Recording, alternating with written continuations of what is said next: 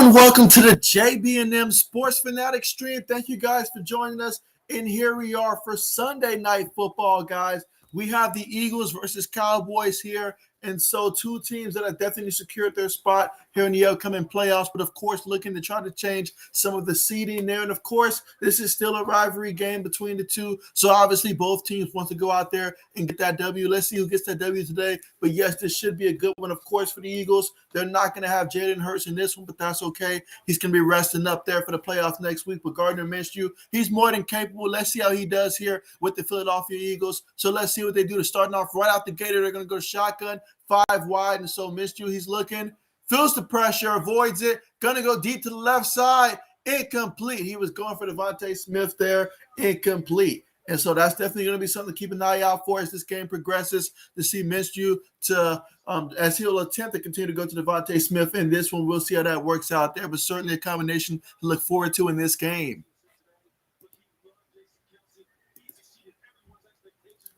Michael, what's good? What's good? How has your week been? Michael, appreciate you for coming through and joining me here on the stream. But yeah, how has your week been and who are you rooting for in this one? Meanwhile, Minshew out the shotgun there, going to hand it to Gaineswell. And so Gaineswell's going to gain about a yard on a carry. Now we got 39 coming up here for the Eagles from their own 26-yard line. Braden, what's good? What's good with you? I hope you had a good week as well, but what's good with you? Who are you rooting for in this one? Definitely let me know that for sure.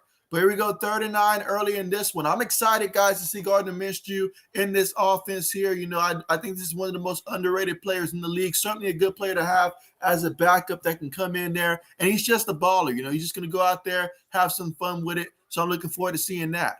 But here he goes in the shotgun there, takes the snap. He's looking. He has 3 receivers on the play. Has time, going deep, and it's caught there by Devontae Smith. So at first, he was intending to throw it to another receiver. The ball got tipped by the defensive back right into Devontae Smith's hands. What a bizarre way to get a first down there for the Eagles, but you know what? They'll take it.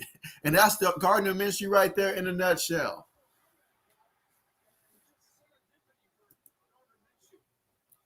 All right, so here they go again in the shotgun. 3 receivers, 1 tight end, 1 running back. Take the snap. Fakes it to the back, throws it there to the receiver, and it's going to be caught there for another first down, pick up 12 yards. And that's Jalen Reid there with the reception, taking it all the way to the Dallas 37-yard line. So Mike was going for Dallas here. Okay, bet. Braden says Eagles. Okay. Yeah, I definitely just want to see a good game in this one. Both teams, you know, just want to make sure we get through this game without any significant injuries. Guys, rest up here, and hopefully we have a good game that goes back and forth is what I'm hoping for. Jill, how are you doing? You say, is Jalen Hurts getting rested tonight? Absolutely, yeah, Jalen Hurts is getting rested tonight.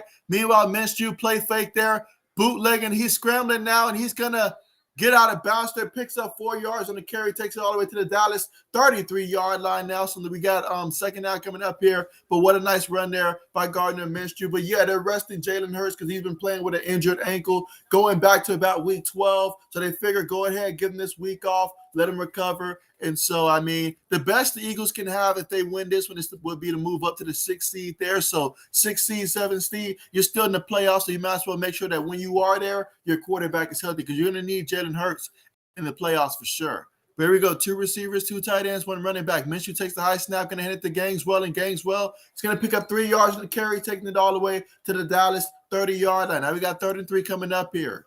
Again, it's the first drive of the game here for either team. The Eagles, you know, the Cowboys won the coin toss. They deferred, and so the Eagles got the football first. Again, Jalen Hurts, he is not playing in this one as they are resting up that ankle for next week when the playoffs begin. All right, but here we go, guys. 3rd and 3. Can the Eagles pick up another 3rd down here? They're going to line up in a shotgun, 2 receivers towards the top of the formation, 1 receiver towards the bottom.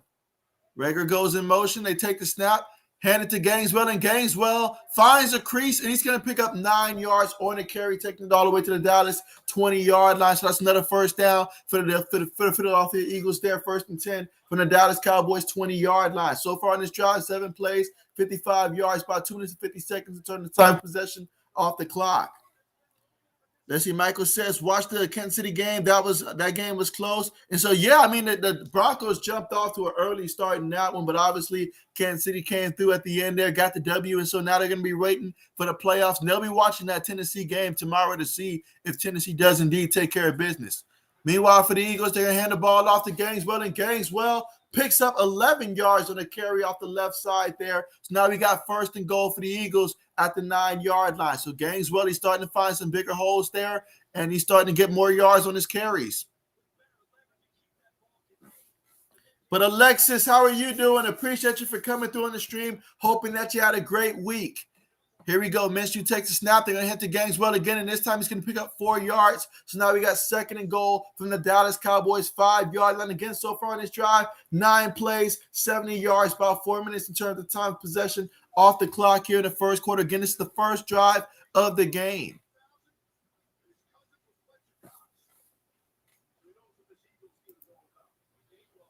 Let's see. Alexis says 29-16. Eagles is my prediction. Nice. I like it. I'm sure 80s will be happy as well to see that.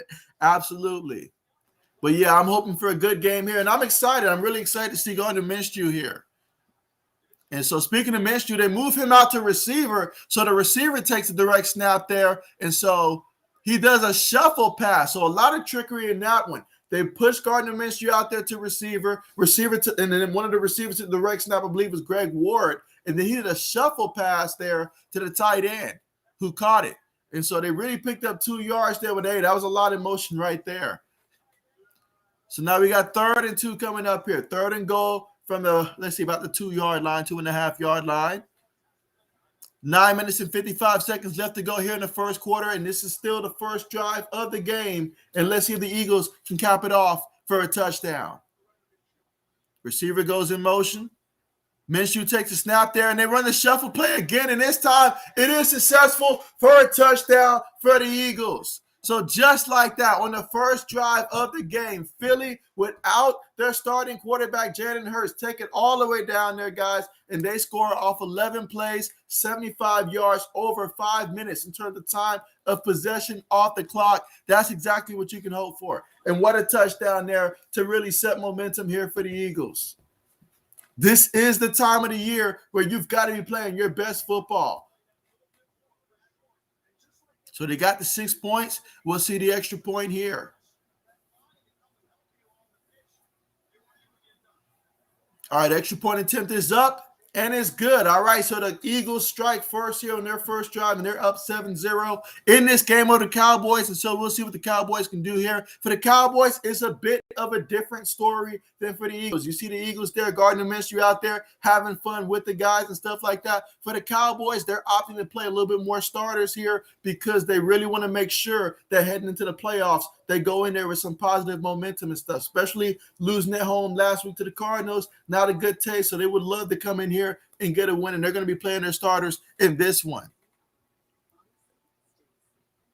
Absolutely. But now's a good time. If you guys are here on the stream, make sure you guys press the thumbs up button as well to show support for the stream. And if you're somebody that's new, go ahead and press that subscribe button as well, as we'll be doing this, especially through the playoffs as well. So you're not going to want to miss that. But obviously the rest of this weekend, and then Monday as well at the national championship, I'll be streaming that game as well. So definitely make sure you guys are subscribed to the channel. Let's see. Jill says, are the Cowboys resting anybody? And so the Cowboys are opting to play most of their starters. So we're going to see, Dak, and anybody that is healthy enough to play, they will be out there. It's basically a decision that they decided to make, that they feel they'll be best in the playoffs if they go in there with some momentum. So they are hoping that this will be a game that they can go in there, offense looks sharp, and really get some positive momentum here rather than go into the playoffs feeling cold. So that is what they're trying to do.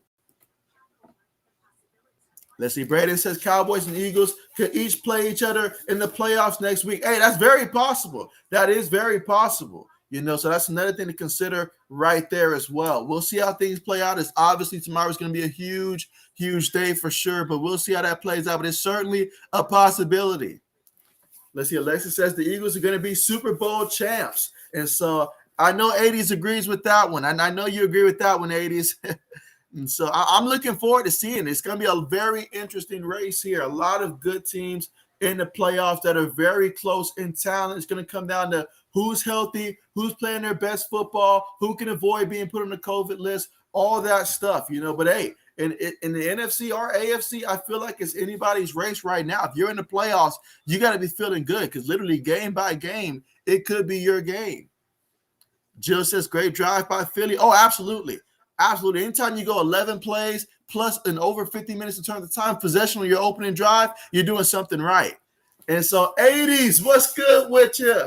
What's good with you? I knew you wouldn't miss this game right here to see your Eagles and stuff. But what's good with you? Hope you had a great week. And so you say, touchdown. And so, your team scored a touchdown without your starting quarterback, just like that.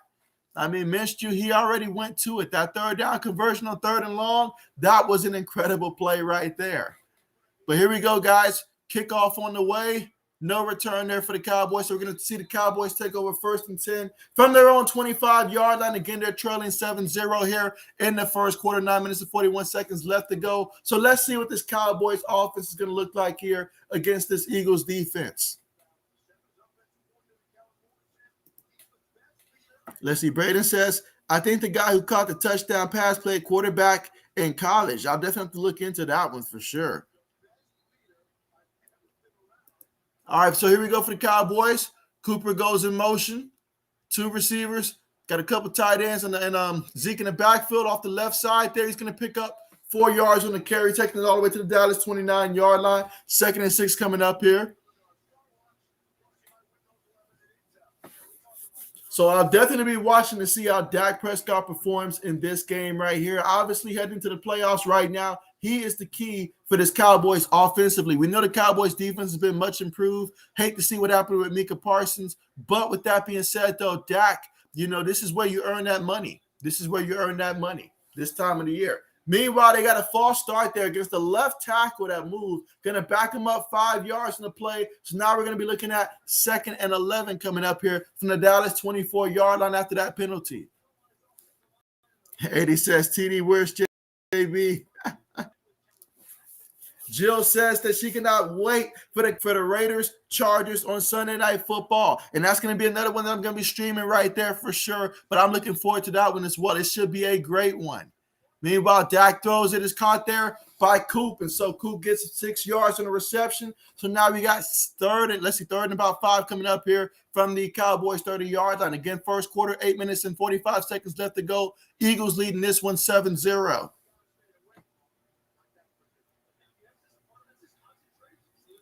So here we go, 3rd and 5. Can the Cowboys get a first down here and extend this drive? Let's see. Dak in the shotgun. 3 receivers on the play. Got a tight end and a running back. Eagles send 5. It's picked up. Dak throws it to the right side, and it is caught there by Wilson. He picks up about 16 yards on the reception and a first down, taking it all the way to the Dallas 46-yard line. New set of downs to work with. Ben, what's good? Ben, how's it going? I hope you had a great week, man, but how's it going? You said the Eagles will lose by 20 points in the wild card round. So Ben says the Eagles will get put out in the first round and by 20. So here we go. Prescott throws it there to CeeDee Lamb. And CeeDee Lamb, look at that toe work there. Picks up 13 yards and a first down. And something tells me if he didn't slip on that one, it could have been worse. But that's 1st and 10 there at the 41-yard line. Let's see. Eddie says, JB said once the Eagles win, he will grow a Gardner Minshew mustache. I like it. Here we go. Prescott takes a snap. They're going to hit the Zeke, and Zeke off the left side picks up about 4 yards on the play.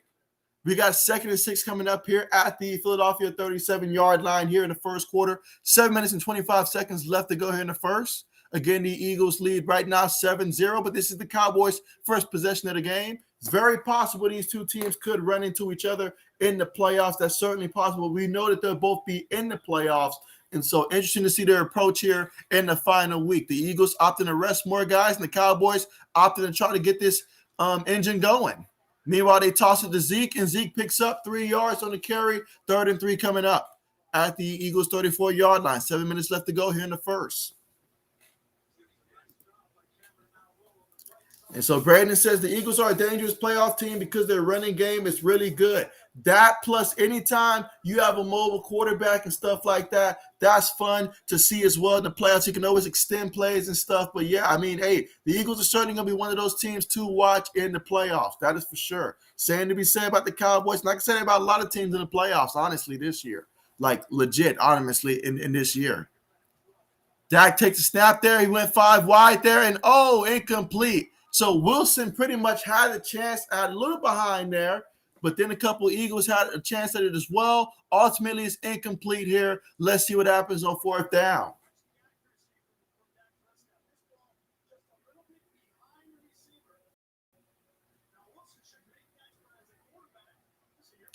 Yeah, that's when Dak could have helped him out by putting a little bit more in front of him.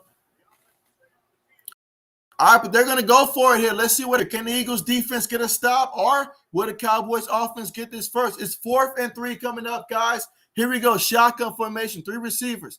Fakes it to the back.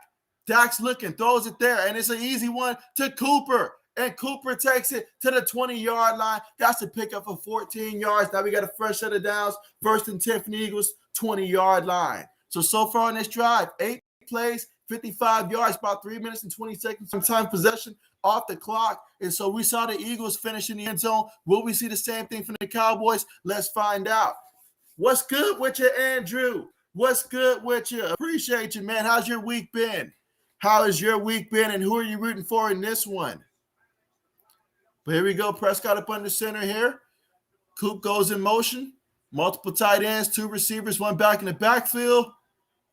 They take the snap. They hand it to Zeke. Well, that's not Zeke right there. That's Clement, actually. And Clement up the middle. He's going to pick up 5 yards on the carry. Now we got 2nd and 5 coming up here at the Philadelphia 15-yard line. So Corey Clement, the former, if I'm not mistaken, the former Philadelphia Eagle himself a couple years ago.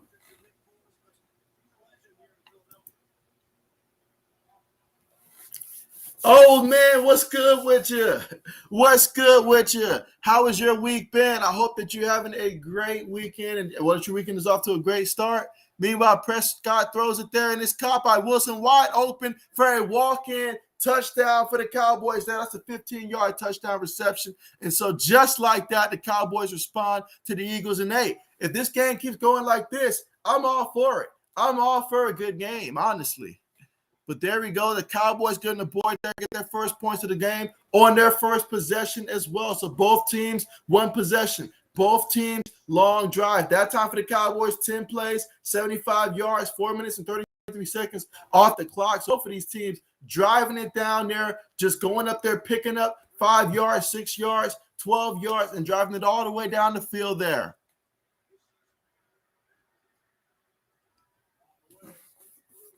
All right, so there we go, guys, and we're here in the first quarter with about 5 minutes and 8 seconds left to go here, and we're all tied up 7 apiece in this one. So we'll find out what the Eagles can do in response to this when we come back here from the commercial. There we go, absolutely. Let's see. Andrew says, I honestly don't care, but I would like to see the Eagles win. Bet. And so Jay says, good game so far. What's good with you, Jay? What's good with you, Jay? I see your Chiefs logo there. And so, hey, the Chiefs did get the dub earlier. So all they're going to do is just sit back and wait to see who they're going to be facing next week. Or, if Tennessee stumbles, we'll see how that goes as well. But appreciate you for coming through here on the stream. Good to see you here. And I'm hoping that you're having a great day as well. And so, absolutely. I mean, all season long, guys, we've been waiting for this time here. And so here we go, the last week of the season. So much to play out, though. So many things that can play out. So many teams still have something to fight for at this point. And you got to love this point of the season. You have to love this point of the season. But again, we're right now still at the commercial right now, all tied up 7 apiece right now at the moment.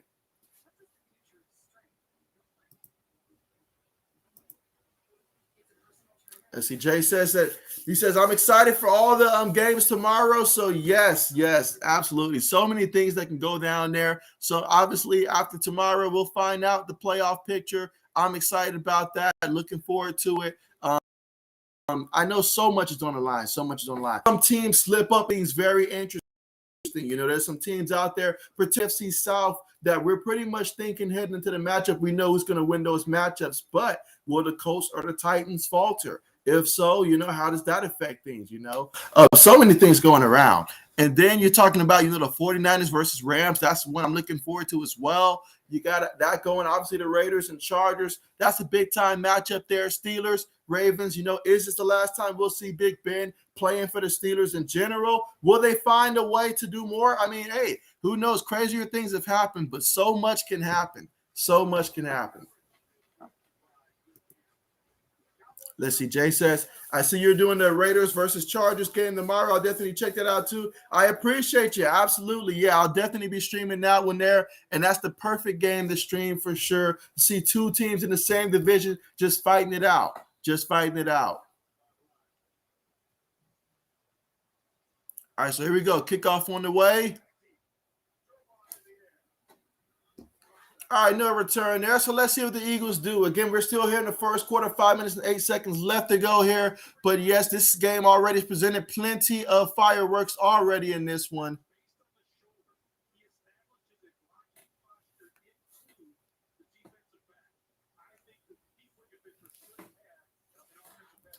All right, so 1 second here, guys.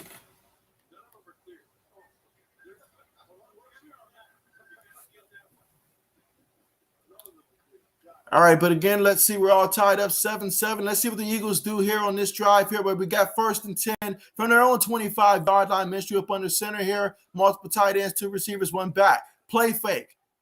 He's going to step up. He's moving. And he's going to get back to about the line of scrimmage there. So 2nd and 10 coming up here. And so good job considering that there was a lot of Cowboys around him on that play. So good job just getting back to the line of scrimmage on that one.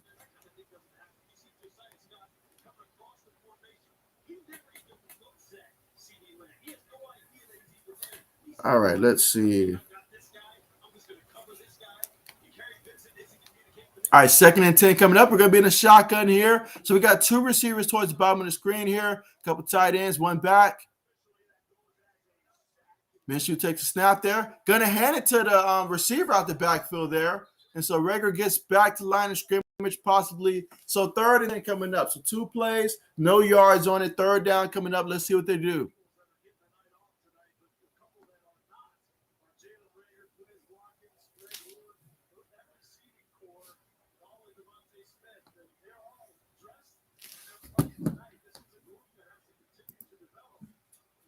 Let's see. 80 says, JB, thoughts on the Chiefs versus Broncos games? And so, yeah, at first when the Broncos came out early, I was like, okay, I see them. They played with a lot of heart out there. It was a good game. Obviously, Patrick Mahomes, I think he threw the ball like 40-something times out there, so he's going to be heading into the playoffs feeling good about himself. They got the nice win there, no turnovers for him. So, hey, I'm excited to see what the Chiefs are going to do in the playoffs here. They're definitely a team to watch in the AFC, just see how things play out. Obviously, I'm going to be watching that Tennessee game to see how that transitions, just to see if there's a chance for them to move up. But at least they know at the very least they'll be the 2 seed in the AFC. So that's pretty big right there. And to think of where we were even almost halfway through the season, wondering if they were going to be in the playoffs and to see how they finished strong, absolutely. But for the Broncos, though, I mean, they played pretty good there. They played pretty good. All right, so here we go, guys. We got 4th down coming up here. Again, that was Gardner Minshew there. He passed it to the left side. It was incomplete. So we got 4th and 11 coming up here. Punts on the way. First punt of the game. All right, so we will get a return here by CeeDee Lamb. And he's going to take it all the way to about the 44-yard line of the Cowboys. Picked up 11 yards on the return. So now we're going to see the Cowboys offense come out once again. Last time we saw them out there, they drove it down there for the touchdown. Let's see if they can repeat that here or if the Eagles can force them to punt the ball here for the first time in this game for the Cowboys offense. Again, we're still here in the first quarter. 3 minutes and 34 seconds left to go here in the first. Let's see. Ben says, I thought the fumble return in the Chiefs game was absolutely hilarious. Absolutely. Let's see. Eddie says, offensive pass interference, Cowboys so dirty. And so Jay says all the teams heading into the playoffs trying to get through week 18 healthy. That is important. I mean, that's just obviously we've been dealing with this for a little bit now, but still, that's the X factor. You never know who's going to end up on that COVID list right before the game, and that could be a key matchup that you end up having a disadvantage at, or a position that you really need that guy for, in addition to injuries and stuff. But yes, that's why I understand the Eagles resting Jalen Hurts in this situation. Make sure his ankle is good to go for the playoffs, because he's going to need to be 100% all out there. So some teams, I'm all for it, resting up. Other teams, I'm like, go out there and play. Like, particularly, I like the fact that Aaron Rodgers at least plans on last I heard, plans on going out there and playing a little bit for the Packers. I don't know how much they'll see how the game goes, but just having him out there, so that way they don't have the rush, since they've already secured the first seed. They'll already have a week off. No need to have 2 weeks off for him. Jay says also it's risky resting because you can get rusty too. Absolutely. And that is the biggest thing. That is what it comes down for each and every coach. Do you want to rest, or do you want to risk the rust? And so that is what it comes down to. But in some cases, though, you absolutely have to rest the guy. If the guy's been struggling to make it this far, then absolutely. But if he's good to go, then at least play him a quarter or two. Ideally, get to halftime.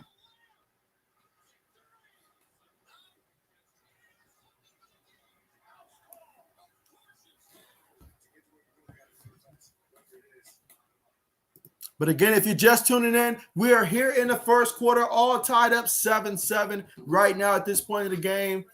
Again, these two teams have already secured playoff spots here, but of course, seeding is always on the line. All right, here we go. Prescott up under center. Got a fullback in the backfield, two receivers, one tight end. Receiver goes in motion.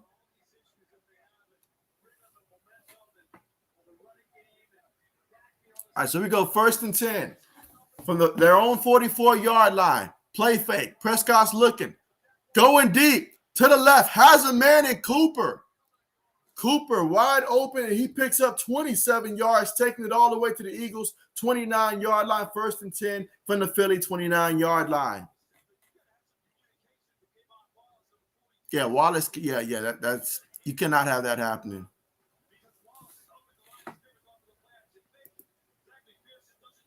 Let's see. 80 says, what's up with the talk that Caleb Williams will enter the transfer portal? That is a great question. I'll get to that in a second. Meanwhile, Prescott takes a snap. He's bootlegging, and he's going to end up sliding. Great decision there. No need to take that hit. Just go ahead and slide. Live to see another down there. Second out coming up. Now we got 2nd and 12 from the Eagles' 31-yard line. So, yeah, with Caleb Williams, I hear that I don't know the actual quarterback that's doing this, but apparently an alumni of the school is trying to also persuade Mr. Williams with a little bit of money as well as the school that he wants for Williams to go to. So I'm like, are you serious? Like, I thought he was in a good situation there, but I'll be interested to see how that works out. But I thought he was in a good situation. You can't take the man job, then you don't want the job. I mean, that's wild. But here we go. Prescott steps up there, throws it across the middle, incomplete. He was intending for CeeDee Lamb on the play, incomplete. There is a penalty on the play. All right, so we got offensive holding there. So that's going to back them up 10 yards there. So now we got 2nd and long coming up here. 2nd and about 22 coming up here from the Eagles' 40-yard line. Again, we're all tied up 7-7. But yeah, 80s, when I first saw that, I was a little surprised myself. I was like, Caleb Williams he had a pretty good year there. He became the man. I thought he wanted to take it to the next level there, but, you never know what these kids are thinking. All right, here we go, 2nd and 21. 3 receivers, 1 tight end, 1 running back out the shotgun, takes a snap. Prescott's looking, throws it across the middle, and is caught by his tight end there, and that's going to be a pickup of 10 yards on the play. So now we got 3rd and 11 coming up here from the Philly 30-yard line. 2 minutes and 12 seconds left to go here in the first quarter. All tied up 7 apiece. So let's see if the Eagles can get a stop here versus this Cowboys offense here. So far, Dak Prescott, he's 7 of 8 for 101 yards and a passing touchdown. Let's see if he's got the magic again on 3rd down. 3 receivers, 1 tight end, 1 running back. Prescott takes a snap. He's looking, feels the rush, has to throw it, incomplete. So that time, the Eagles' pressure got there, and he had to throw that football. Incomplete. Referees are getting here to break things up. So, yeah, things are getting very testy. I do hope that we get to see these two teams play again like next week. You know, if it just so happens to work out that way, I won't be complaining.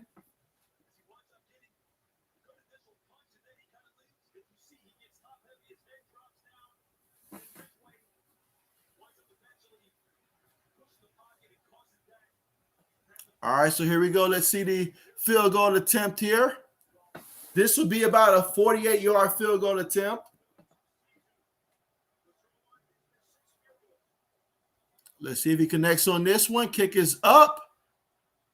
And it is right down the middle. It is good. So the Cowboys take the lead here, 10-7 here in the first quarter with 1 minute and 37 seconds left to go here. They started off with great field position, but penalties backed them up. And then after that, the Eagles front four, they made sure that they made their presence known.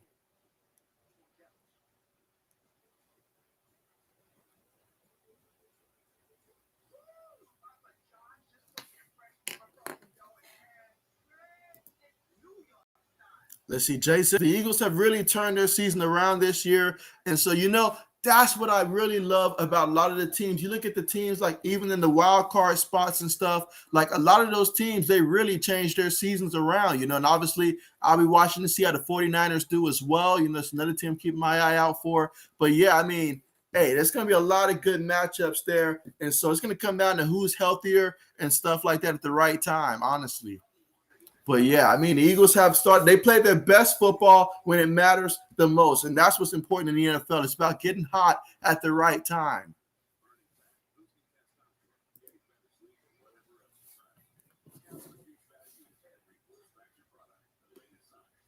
But again, we're still here in the first quarter. Cowboys just kicked the field goal there to take the lead in this one. And they lead 10-7 in this one. We'll see what the Eagles do when they get the football here still in the first quarter.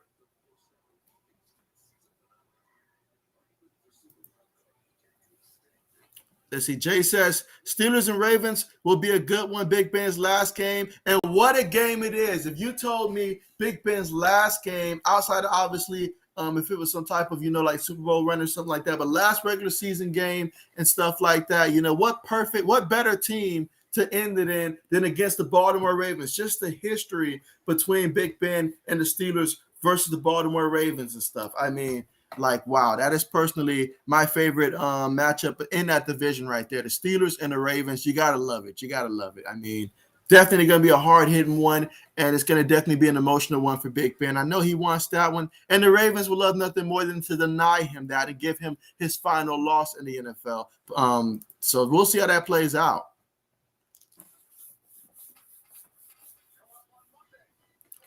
Let's see. Old man says, what's crazy is the Eagles having 3 first-round picks. That's right. If they play it right, they could be a dangerous team next year. They already will be, but you're right. With that capital, they can really take it to the next level. But you got to make sure that you make the right picks. Don't go stretching and all like that. Get the best players that can come in and contribute and be solid and stuff like that. Never stretch too far when it comes to the need and things of that sort. Kickoff on the way. Let's see if we're going to return. We will get a return here by the Eagles. Let's see. He's at the 15, at the 20, at the 25, 30, all the way to about the 36-yard line. So now we got 1st and 10 for the Eagles from their own 36-yard line here in the first quarter. 1 minute 30 left to go. Cowboys up 10-7, but the Eagles with the football. And that's going to be fun to watch and see what they do in the draft this year. Absolutely. Let's see. Eddie says, will Lamar be playing? And so last I heard, Lamar Jackson, I don't think he'll be playing in that one. I think Hudley will be playing in that one. Last I heard, I don't think Lamar Jackson will be playing in that matchup. So unless something's changed, I don't think he'll be playing. Here we go. Missed you. He's looking. throws it to the right, and he throws it up high, but it doesn't matter because Devontae Smith goes up there and climbs the ladder and snags that one for a 12-yard reception and a first down for the Eagles. The kid has some ups. Now, he went up there and he got that one. That's a pickup of 12 yards, taking it all the way to the Eagles' 48-yard line.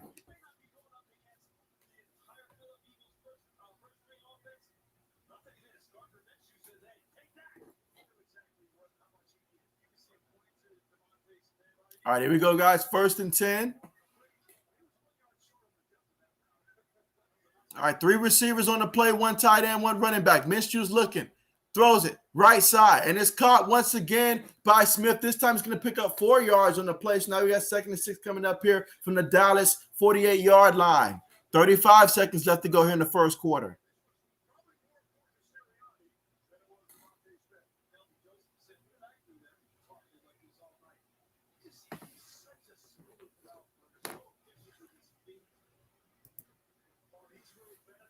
Jay says, I like Gardner Minshew so far. And so, yeah, I like him in this scenario. I think he's in a good spot right there because anytime you've got a mobile quarterback, it's just so important to have a backup quarterback you can rely on and not just manage game, but come in and win you some games. And he's that kind of dude.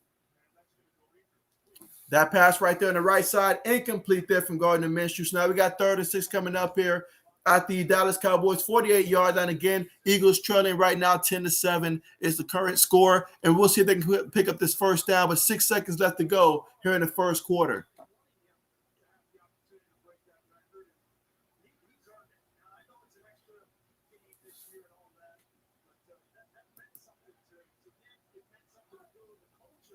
All right, here we go, 3rd and 6. 3 receivers, 1 tight end, 1 running back. Receiver goes in motion. Minshew looks, he's going to throw a screen. It's a screen to the right side to Gaineswell, and Gaineswell picks up the first down there. But, man, Randy Gregory, he ran that one down. I like his effort on that play. But at the end of the first quarter, the Cowboys have the lead 10-7, but the Eagles just picked up a first down, new set of downs here. 1st and 10 at the Dallas 41-yard line. Let's see what they do. Let's see. AD says, JB, can you pull some strings and make sure Devontae retires in Eagles? Well, all I can say is that the city of brotherly love keeps showing him love. I don't see why not. But you never know how things play out over the course of a career. But the kid seems humbled and stuff like that, so I'm pretty sure he'll be an Eagle for a long, long time.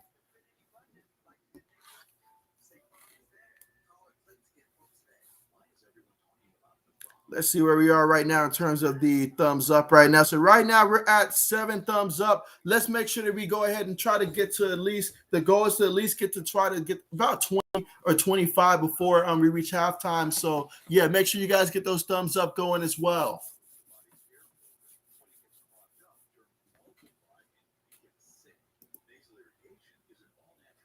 Let's see. Jay says, who do you think could be a sneaky, dangerous team to watch out for this playoffs? And so a sneaky, dangerous team to watch out for this playoffs. There's so many routes to take, but I'm going to go ahead and say we got to watch out for them 49ers if they get in, like the 49ers and stuff.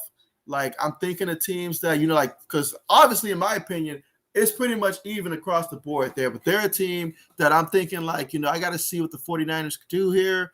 And they're a team that, if especially with Jimmy G in at quarterback, obviously, I don't know if he's going to be quarterbacking tomorrow, but if he is quarterbacking and stuff like that, and they're in the playoffs, then that's a team to watch out for. And then obviously the Tennessee Titans, I could say them, but I wouldn't really say they're sneaky because, we already know Tennessee's already up there. But a healthy Derrick Henry, Julio Jones, plus A.J. Brown, all of them healthy at the right time, that could be huge for them. That could be very huge for them. But certainly the 49ers, because you look at their personnel, you look at their talent, you look at how they match up against some of the teams at the top. Take, for example, the Rams. Obviously, we know they got the Rams number, and we'll see tomorrow if that holds true. But if that holds true, they have the Rams number. That's a team that you're probably going to have to go down to the road and beat. They're fully capable of doing it. George Kittle, he's an X factor. Jimmy G, he's done it before. The 49ers defense, they've been playing great football as well. You match them up against the Cardinals. They're not afraid of the Cardinals. They can match up with the Cardinals head-to-head. Obviously, they do it in the division, so that's another thing to watch out for. And then they match up pretty well, historically speaking, against the Packers as well. So that's a team that I would watch out for. All right, here we go. Gardner Minshew throws it there, and it's going to be incomplete there. He tried to throw it to Kenneth Gainwell there. Incomplete, 2nd and 10 coming up here from the Dallas 41-yard line. Let's see. He says, JB, I'm not asking who's a better quarterback. I'm asking who is more fun to play for. Well, who is more fun to watch, Favre or Rodgers? Well, obviously, Favre is probably more fun to watch if you were the opponent and stuff like that, because he would turn the ball over. But Favre has some memorable moments. He really did, and so I got to say probably Favre, because I felt like a lot more of his games were closer and things like that. Meanwhile, Minshew throws it there, and it's complete to the, let's see, I think that's a tight end right there. There is a penalty on the play. He got decked on that one, but he stood firm, threw that pass, got the first, and then you still got the roughing the passer call. So there you go, automatic first down there. So now we got 1st and 10 at the Dallas 14-yard line. But yeah, absolutely. I would have imagined that Favre would have been more fun to he was more fun to watch. Although Rodgers did some amazing things. Now, those Hail Marys and stuff, I mean, Rodgers, he knows how to make a crazy Hail Mary and stuff. But Favre is just, it feels like it's a lot of historic games and stuff. Whether he won it or lost it, it was historic either way. I still blame Favre, though, for the Patriots loss to the Giants. If he doesn't turn the ball over against the Giants, they never get to the Super Bowl. So I still will blame him for that, though. That time they ran the ball with Clement, and he picked up a yard off the left guard. 2nd and 9 coming up here at the Dallas 13-yard line. So far on this drive, 7 plays, 51 yards, about 2 minutes and 10 seconds on time of possession off the clock here early in the second quarter, and the Eagles trailing by 3, but they're 13 yards away from the end zone. Again, the score right now is 10-7.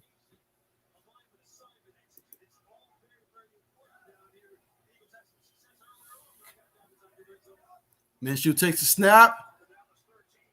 Throws it to Kenneth Gainwell, who is going to end up losing some yards to the play. Lost a lot of yards on that play, honestly. 3rd down coming up.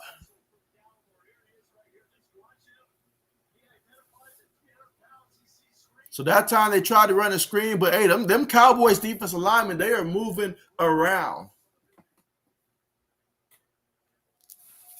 All right, but here we go, guys. 3rd down coming up. Let's see. Eddie says, I agree the 49ers can get on the roll. And so, most definitely. Most definitely. All right, but here we go. After losing 8 yards in the play, 3rd and 17. They're going to go 5 wide here. Cowboys sending pressure. They try to throw it there to Gainwell, and Gainwell, he gets brought down immediately. Picks up about a yard on the play. So now we got 4th and 16 coming up here at the Dallas 20-yard line. So this should be about a 38-yard field goal coming up here on 4th down. Let's see if the Eagles convert and tie this up.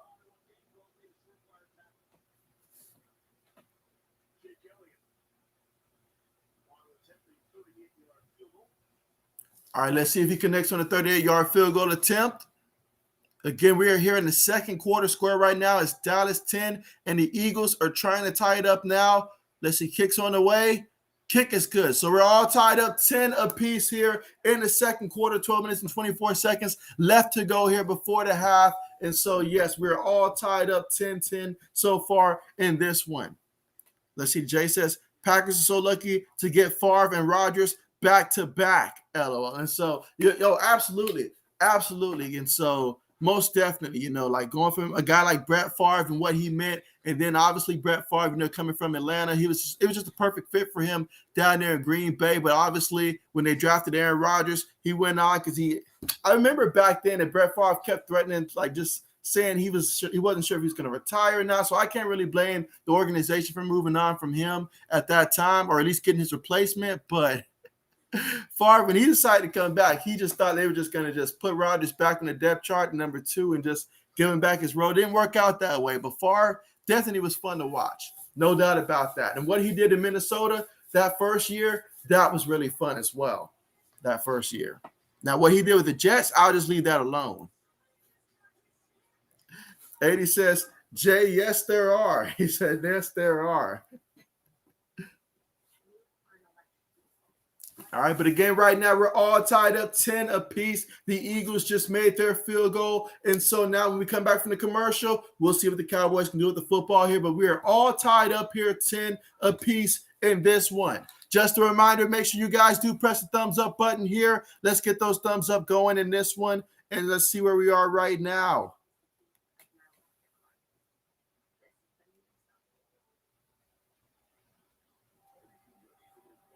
All right, I see that we're at 8 thumbs up here. Yeah, let's keep the thumbs up going in this one. And of course, if you are new to the stream, make sure you are subscribed to the channel. Tomorrow, I will be streaming the Chargers-Raiders game for Sunday Night Football, and also on Monday night, the National Championship. So make sure you guys are subscribed to the channel. 80 says, sorry, JB, I'm on number 3. Hey, I got you. It's the weekend. I totally understand. Absolutely.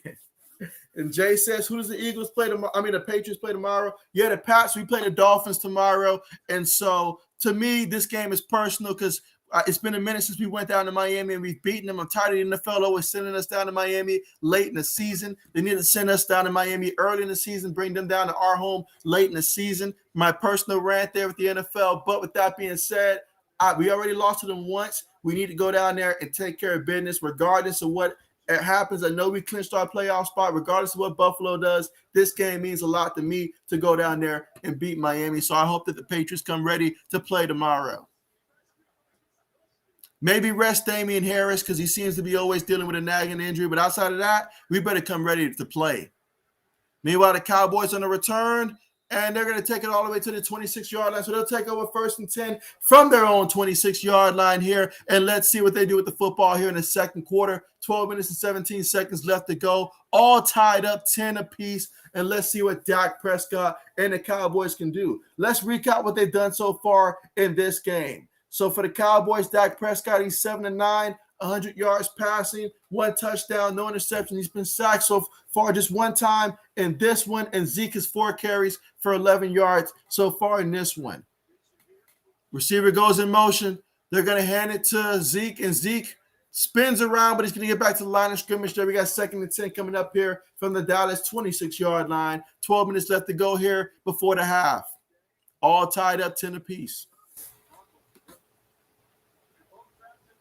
And let's see, for the Cowboys, though, Amari Cooper so far, 3 catches, 46 yards. CeeDee Lamb, 1 catch, 14 yards. Dalton Schultz, 1 catch, 10 yards so far in this one. And Cedric Wilson, he's got 2 receptions for 31 yards and a touchdown in this one as well.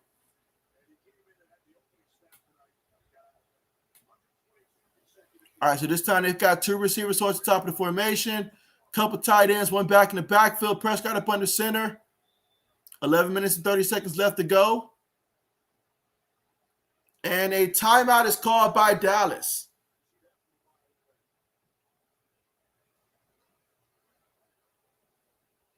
So Dallas just called a timeout there.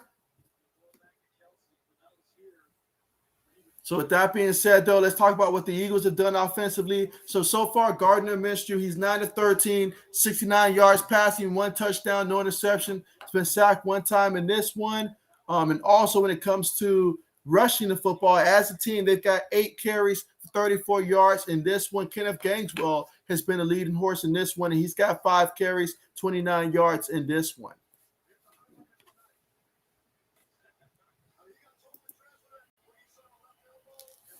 Well, let's see. While we're coming back from the timeout here, I do want to hear from you guys in terms of how did you guys finish in fantasy football? If your fantasy football season is done, let me know how did you do in fantasy football? How far did you go? How did your team look? Definitely want to hear that from you guys. All right, but here we go, guys. Prescott up under center here. 2 receivers towards the top of the formation. Got a fullback in the backfield. Takes a snap. Play fake. Prescott looking, has time, throws it across the middle, and it is caught by CeeDee Lamb. Look at that. He bounced off of two guys and kept it rolling. Picked up 31 yards, taking it all the way to the Eagles' 43-yard line. Now 1st and 10 from the Philadelphia 43-yard line.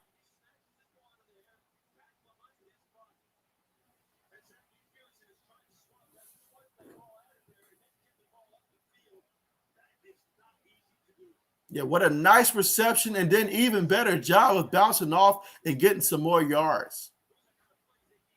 All right, here they go. Shotgun formation again. Two receivers on top of the formation. Zeke goes in motion, takes a snap, going to hand it to Zeke. And so Zeke off the left side there, and he's going to pick up 6 yards on the carry, taking all the way to the Eagles' 37-yard line.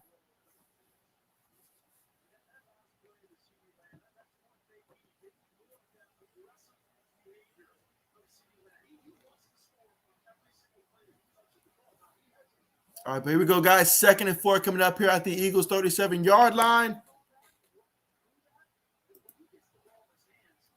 Let's see. Jay says the Eagles always seem to have good offensive linemen. They used to have Jason Peters and have Kelsey. And those linemen, they play such a good role in terms of leadership as well. And that's usually underrated, but they provide great leadership. Meanwhile, toss it to Zeke there off the right side, and Zeke picks up 8 yards on a carry.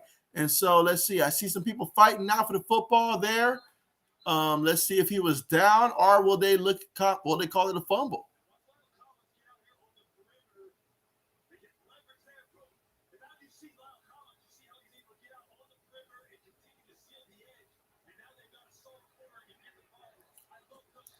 All right, so they tried to get to the line and snap the football. Yeah, let's see. Ooh, that football.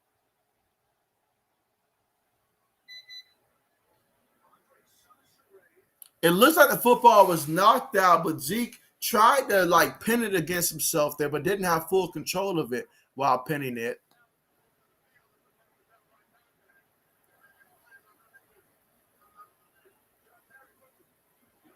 Ooh. Oh, this is this is tough. Let's see. Jay says, I didn't have the best year in fantasy, LOL, when Chubb got hurt. That ruined my team. And so I feel you there. My problem was my early draft picks drafting a couple of running backs that either took forever to get going or they just did not get going at all. I took Miles Sanders.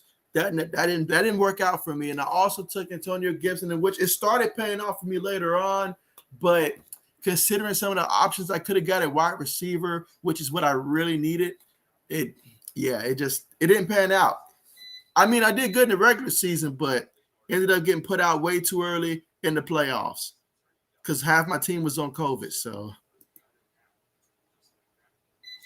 Jay says, that's so close, he may have just enough possession. And so that's what I'm thinking as well, because he technically did pin it and stuff like that. So it's so close. It's all about how you interpret it. But I imagine the referees are probably going to stick with the call there. I'd be surprised if they overturn it. But personally, I feel like that was a fumble. But just by how the NFL rules are, they may not overturn it. But of course, 80 says he can make it plain and simple for us. He says, JB, it's out. So 80 thinks it is a fumble.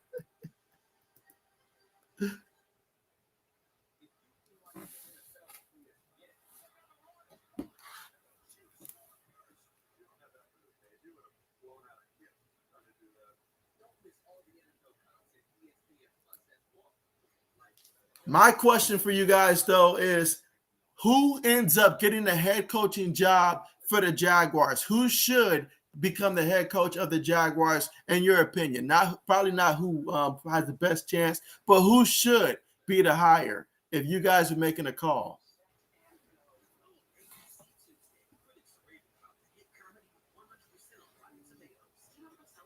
I can tell you who's not the call, though. I hear the Jaguars have a little bit of interest in Bill O'Brien. I'm telling you, you need to learn from the mistakes of your peers. Do not hire that guy. It's just not going to work out.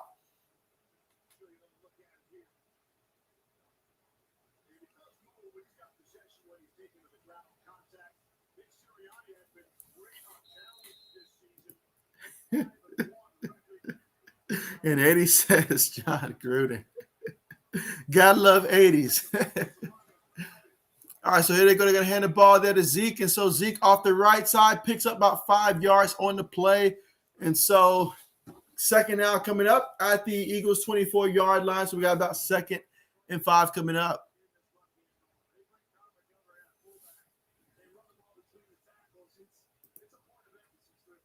Let's see. Jay says, I think Doug Peterson would be a good fit for Jacksonville. I like it. I mean, obviously, I'm rooting for Byron Leftwich to get it, but the odds of him actually getting it, this might be too big a task for him. He probably needs a more veteran team right there. But I think Doug Peterson would be a tremendous hire for them.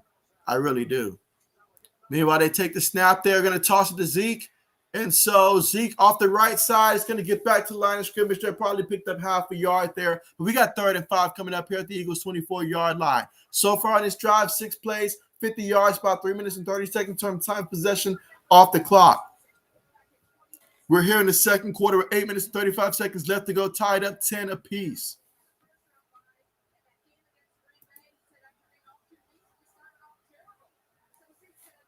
All right, so here we go, guys. Shotgun formation, 3 receivers, 1 tight end, 1 running back. Dak Prescott making adjustments. Here they go in the shotgun. Dak sees something. He snaps the ball. He's looking. He throws it deep, and it's caught by Wilson. That's going to be a touchdown. Touchdown for the Cowboys. And so they reclaim the lead. 16-10, pending the extra point. It should be 17-10, but that's a 24-yard touchdown reception. I mean, they basically left him alone there. He found the opening, and Dak delivered.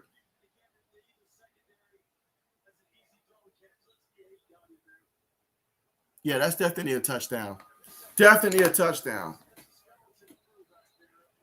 80 says Doug led the Eagles to the promised land.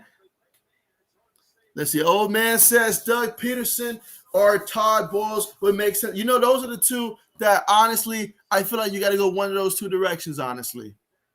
Meanwhile, kick is up. Extra point is good. So Cowboys lead this one 17-10 here in the second quarter with 8 minutes and 7 seconds left to go. Let's see what the Eagles do when we come back from the commercial. But yeah, absolutely. I like those two because you have veteran coaches that has obviously they've done it before. And if you're a team like the Jaguars, given the fact you've got a second-year quarterback, given the fact the culture needs to be established, you need someone that has had success in the NFL before, someone that's not his first rodeo, not someone that's coming, not another college hire, that's for sure. Someone that's going to come in here and has had success. And most importantly, I would lean towards Doug Peterson in this situation because I saw what he did in that offense with the Eagles had that won the Super Bowl. He's already been to the promised land, as 80 stated before, had lots of success with the team. And so I would try it out there and see what he can do with a guy like Trevor Lawrence there. I think that'll be a good fit for him. But I still like Todd Bowles as well in terms of his leadership and for the culture of the team. But I think Doug Peterson, that's the right hire. I think that's the right hire.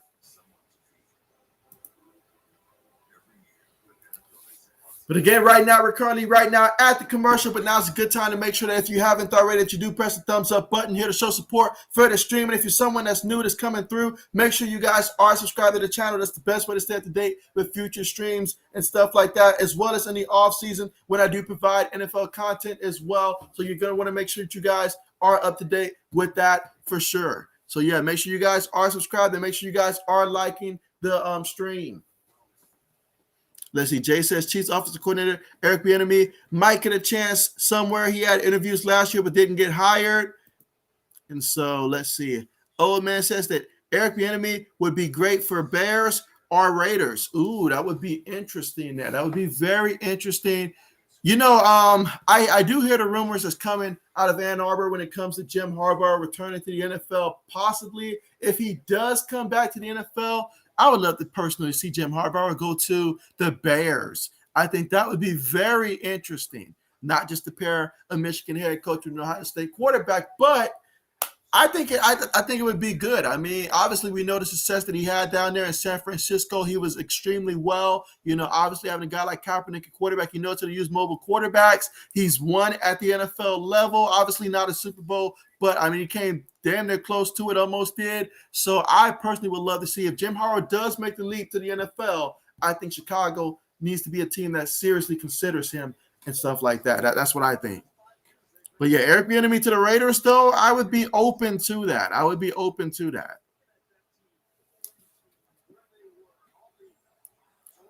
right, here we go, guys. Kickoff on the way. Let's see what the Eagles do with the football. All right, they're not going to return this kick, so they're going to take over 1st and 10 from their own 25-yard line here in the second quarter with 8 minutes and 7 seconds left to go to score. Cowboys 17, Eagles 10. There's no need to show those Super Bowl flashbacks. There's no need to do that. We're having a good stream here. No need to do that. Eddie says, damn, JB and his Cowboys, Baker and Spencer. Let's see. Jay says, I would love Jim Harbaugh being Bears head coach, especially since he was the quarterback for the Bears. And so, hey, you know what? That makes even more sense. Meanwhile, they snap the ball there, toss it to the receiver, Wager out the backfield, and he's going to pick up 3 yards on the play. Now we got 2nd and 7 coming up here from the Eagles' 28-yard line. Again, 7 minutes and 52 seconds left to go here before the half. Eagles trailing 17-10.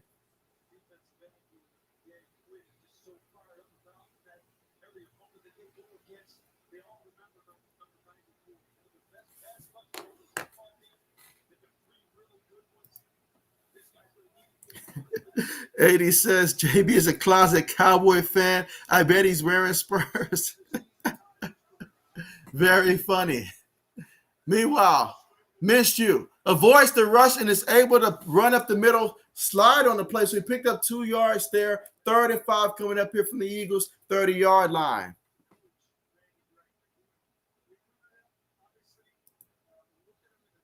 Let's see. Jay says, what about Josh McDaniels? You never hear me mention Josh McDaniels anymore for 2 reasons. The first reason being I'm a Patriots fan, so I try to keep my coordinators out of any conversations. I will not spark those conversations. But second and foremost, I don't think anybody seriously at this point but wants to hire a guy that reneged on the job and stuff like that, like he did for the Colts. So I think he's staying put in New England at this point. Meanwhile, they complete the pass there to Watkins. Picks up 22 yards on the reception. 1st and 10 from the Cowboys, 48-yard line. What a completion there by Gardner Minshew there. And so that time, he had to use his feet that time. We did a great job there finding this receiver towards the sideline. Great completion and a new set of downs to work with for the Eagles. But yeah, Josh McDaniels, I mean, I don't think that'll work out. I just feel like he's better off where he is right now. Some guys are meant to be coordinators and stuff. If he does get a head coaching opportunity, it'll probably be when Bill Belichick steps aside, and that's if Bill Belichick doesn't end up finding a way to get Matt Patricia, as much as I have to knock on wood and make sure that does not happen. But as long as he doesn't favor Matt Patricia for that role, he could be Bill's replacement. But he's in a good spot where he's at right now. I don't think him or his family wants to make that kind of a move, honestly, at this point.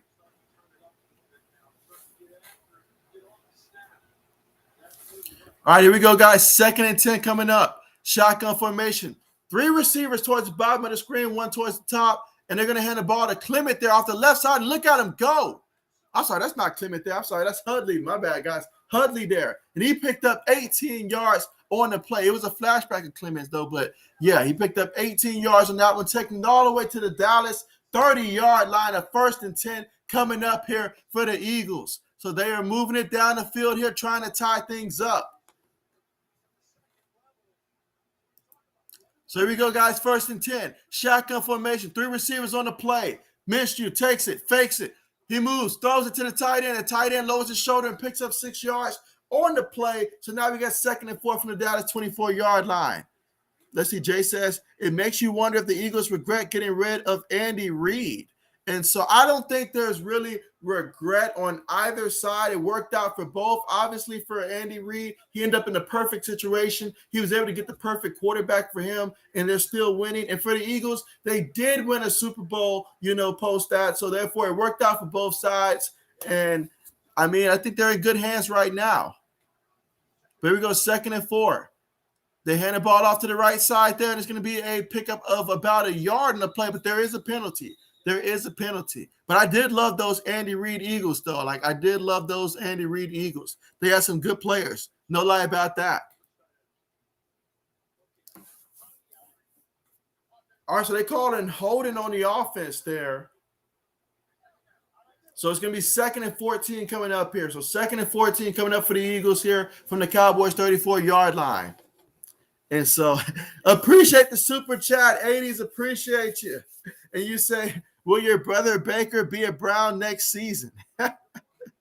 Well, first of all, appreciate the super chat there. But Baker, it seems like his wife probably thinks that they're done in Cleveland from what I've seen from her. And I know how often you say you communicate with her, but I think the Browns have to bring him back one more year because it's going to be hard to get a replacement for Baker Mayfield that can come in there for next season unless they're able to pull the trigger and actually pull someone via trade.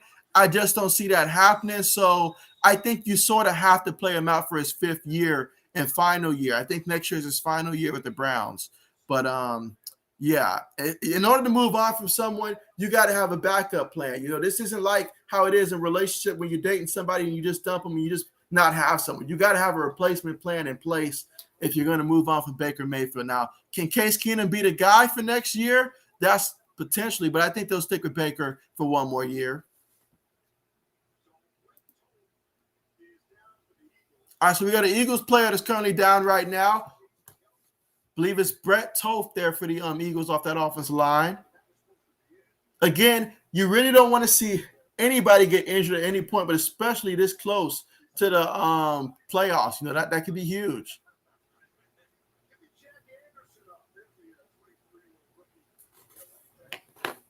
Let's see. Eddie says, I think the Browns are giving him enough rope to hang himself. But you do hear Baker Mayfield calling out the coach and stuff, the play calling for the coach. I'm like, that's not a good sign right there. He's calling out reporters. That's not a good sign right there. Baker Mayfield never calls out himself and all like that, you know? So I'm like, dude, you're blaming everyone else. I mean, who are you going to blame for those passes you were off target with, you know? So, but Cleveland's just a quarterback away from being where they were last year and stuff like that. I truly believe that. I believe you get a better quarterback, better guys will come and help out, especially at the wide receiver position and stuff like that. But nobody wants to play with Baker right now. And Baker, he's not baking a good pie right now. He's not. Meanwhile, they hand the ball off to Kenneth Gainwell, and Kenneth takes it all the way to about the 7-yard line. So now we got 1st and goal at the Dallas 7. So he just took off and ran with it, guys. Followed the right guard there to the offside there, and man, he picked up about a good 13 yards on that one. All right, here we go. 1st and goal here. The Eagles are trying to tie this up. Let's see if they can. Throw the ball there he tried to throw it to Kenneth Gainwell there, but it's incomplete between 2 defenders there on the play. Incomplete. 2nd and goal coming up. Again, 2nd quarter, 3 minutes and 45 seconds left to go. The score right now is Cowboys 17, Eagles 10. I like the way that Kenneth Gainwell has been running the football. Let's see if they stick with that.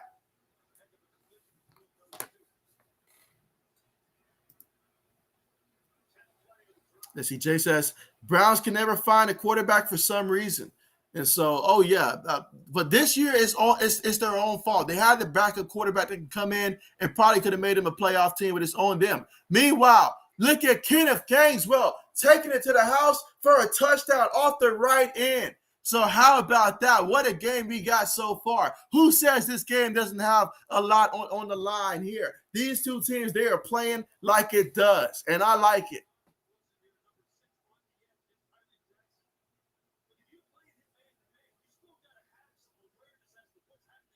So that is a tremendous job right there. And I give credit to 74 on that play because obviously defensive end was to his outside shoulder, but he did not hold or anything. So he did a tremendous job just blocking what he could there, and the running back did the rest. But that one right there, 10 plays, 75 yards, 4 minutes and 27 seconds to turn time of possession off the clock. And we're all tied up at 17 apiece in this one.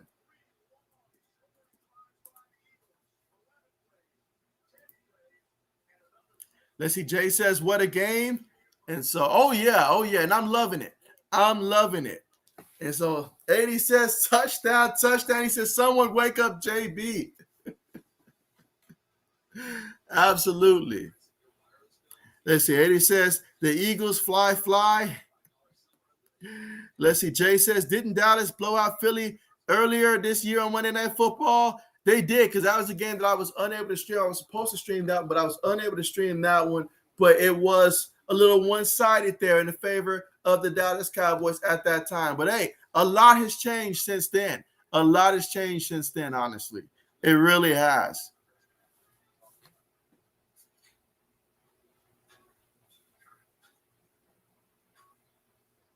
But yeah, guys, tell me, who are your top 3 teams in the NFC right now? Your top 3 teams. It doesn't have to be in any particular order, just your top 3 teams in the NFC that's going to be obviously in the playoffs, or at least has a chance to be in the playoffs. But yeah, let me know your top 3 teams.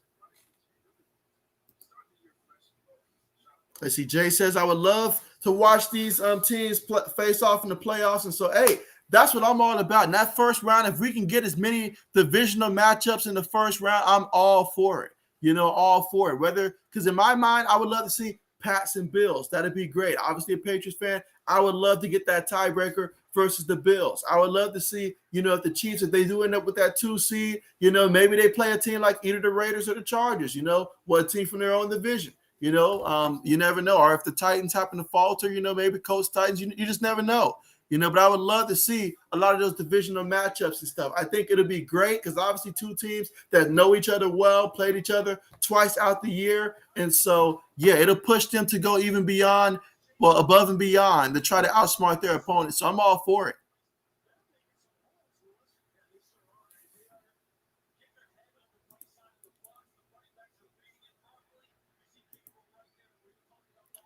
And so 80 says, hey, who cares what happened earlier? He says, a great poet of our time named Janet Jackson once said, what have you done for me lately?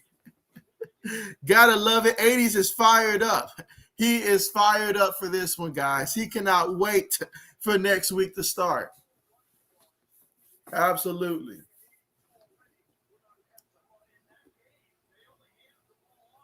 Because this has the feel of a year where a team that gets in as a wild card can definitely go up in there and really send a lot of teams home crying. But let's see. 80 says he's got the Eagles, Packers, and Cardinals as his top 3 teams. So that's interesting. You guys have the Cardinals up there. Okay. Let's see. Jay says he's got the Packers, Cardinals, and Bucks. Okay.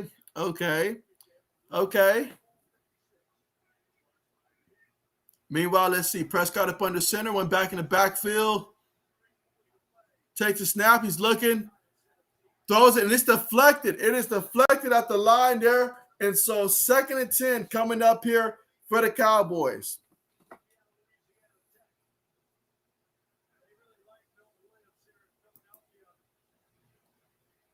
Let's see. Eddie says Carr's quarterback is dangerous. And so, most definitely. I personally still love the Packers. I mean, I'll say, they're up there for me. Packers are up there. I'm going to go ahead and say after them, I'm probably thinking I may go in the direction of, because I had the Cowboys there for so long, but I might put the Cowboys maybe 3rd up there. But certainly, them, Cardinals, Cowboys. I mean, hey, it really could go so many ways.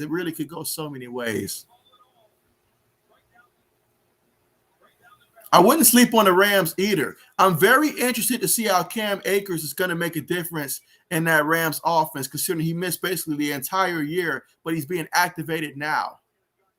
Meanwhile, Prescott's looking. 1st and 10, throws it out the backfield, and it's caught by Clement. He's going to pick up 7 yards on the play. Now we got 2nd and about 3 coming up here. 2 minutes and 50 seconds left to go here before the half.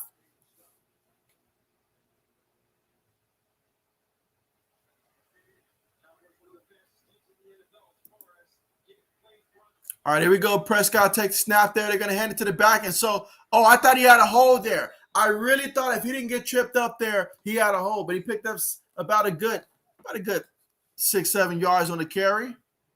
First down here for the Cowboys. 2 minutes and 20 seconds left to go before the half. Again, we still get 2-minute warning. Both teams with 2 timeouts. Shotgun formation.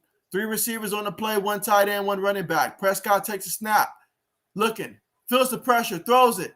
And it is caught there. And so Cooper makes one guy miss. Brought down after picking up about 7 yards on the play. So 2nd and 3 coming up at the Eagles' 28-yard line. 2-minute warning here. So we're all tied up at the 2-minute warning here in the second quarter, 17-17. But yeah, Kyler Murray, he is an X factor for sure. And I hear that J.J. Watt, he's trying to get out there himself, J.J. Watt. So if they can get J.J. Watt out there, if they can stay alive long enough to get a guy like DeAndre Hopkins back out there and have him as close to 100% as possible, that could be really huge for them. But for a team like the Cardinals, I think getting past the first week may be a bit of a challenge if you don't have a lot of your guys being healthy and stuff. We'll see. Obviously, depends on the matchup, who they're matched up against. But as the playoff goes on, if they get those guys back, that could be really big for them. Again, right now we're at the commercial thanks to the 2-minute warning, but we're all tied up 17-17 in this one. Let's see. Jay says, I think the NFC is Green Bay than everyone else. And so, hey, Green Bay, I like what Green Bay has, and I really like, I think that's very underrated for them. It's that running back situation they got, between Jones and A.J. Dillon. I know we obviously know what Aaron Rodgers has and stuff like that, him, Devontae Adams and stuff. Then Lazard, he's been playing great as of late as well. But that run game, I think, is underrated. And this is the time of the year where you utilize having a big guy like AJ Dillon in the backfield and stuff like that for the Packers. So I really like that Green Bay team a lot. A lot. Let's see. Eddie says, who is JB and Jay's MVP? My MVP this year is Aaron Rodgers. I know the reporters are going to say what they want to say, but the man, this Aaron Rodgers, he's the MVP, no doubt about it. He is the MVP. I saw how Brady looked against the Saints. I saw how Brady looked against the Jets for about 3 quarters and stuff like that. I saw how he looked against Buffalo in that second half. I saw a lot of stuff, So to me, Aaron Rodgers is that choice. Now, if the Colts would have utilized Jonathan Taylor a little bit more this season, maybe Jonathan Taylor could have been. If Derrick Henry never got hurt, I'm sure he probably would have been in the case. But Aaron Rodgers gets it again in my book. But I'm how those people are when it comes to voting and stuff. You never know what's going on through their head. They're thinking about everything but production. So you never know which direction they're going to go. But in my opinion, that's our MVP, Aaron Rodgers once again. Eddie says Rams are chokers. Let's see. Jay says Rodgers got to be the MVP. And so, most definitely. Eddie says, I agree, Jay. 80s, I thought you were going to go Jalen Hurts. That's what I thought you were going to go. Here we go, 3 receivers, 1 tight end. Oh, he got somebody to move offside there. That's a free play. So Prescott's going to go deep. And it is, what a catch and what a hit. Oh, wow.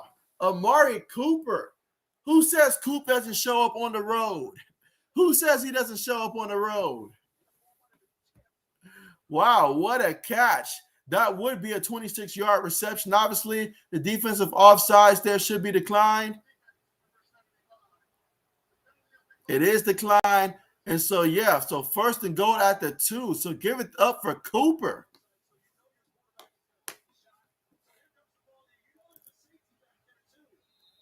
Let's see. Jay says, now the AFC is really close. Oh, absolutely. Yeah, that AFC is very close.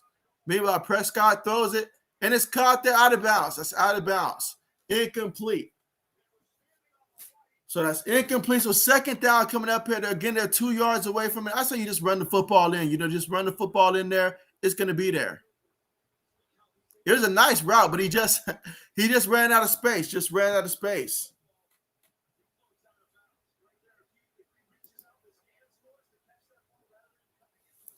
Let's see. Eddie says, Jalen Hurts MVP. Oh, there it is. There it is. All right, let's see. Here we go. Prescott takes a snap.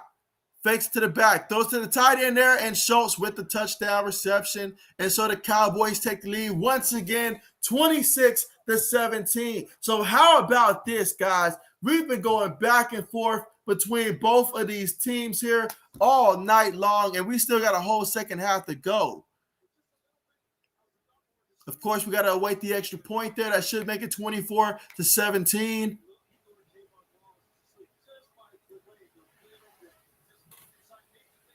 So, hey, on that drive, 8 plays, 75 yards, a minute, 55 seconds off the clock. But they did save the Eagles plenty of time to work with to try to get a score of their own.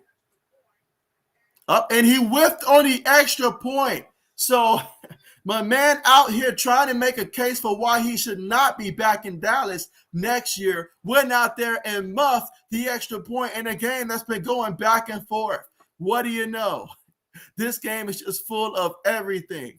23-17, that's our score right now. Cowboys up by 6, but missed the extra point. Let's see if the Eagles can make them pay and take the lead before the half.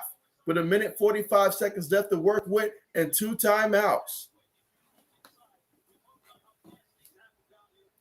And so let's see. 80 says JB made a statement without Antonio Brown. Tampa, no win. I'm in the play. And well, I didn't say in the playoffs. I said they wouldn't get to the Super Bowl. Let's see. 80 says, if the Eagles don't win, I will go to every Bojangles and take a dump in the sinks. Well, in that case, we got no choice but to hope the Eagles win. Let's see. Old man says, I said Cooper doesn't show up on the road, not at least for 90% of the games anyways. And so, oh, absolutely.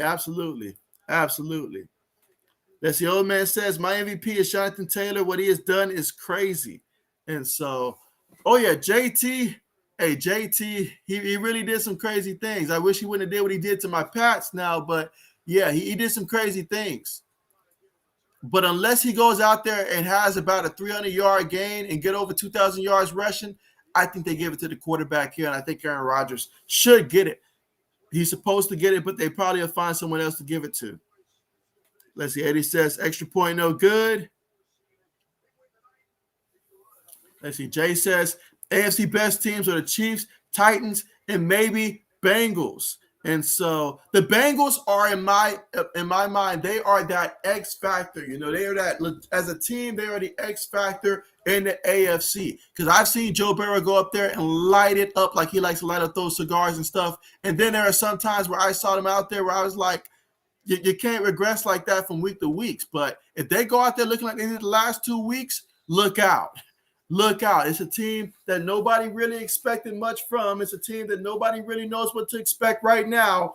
But, hey, Jamar Chase and company, they've been balling. I will say that. All right, but here we go, guys. 2nd and 1.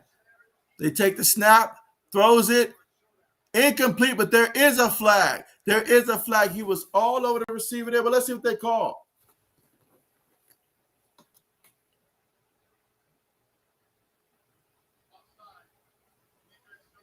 All right, so they're going to call offsides on the defense there. So that's going to gift them 5 yards and a first down. Now we got 1st and 10 at the Eagles' 41-yard line. Again, trailing by 6 with a minute and 11 seconds left to go. Score 23-17.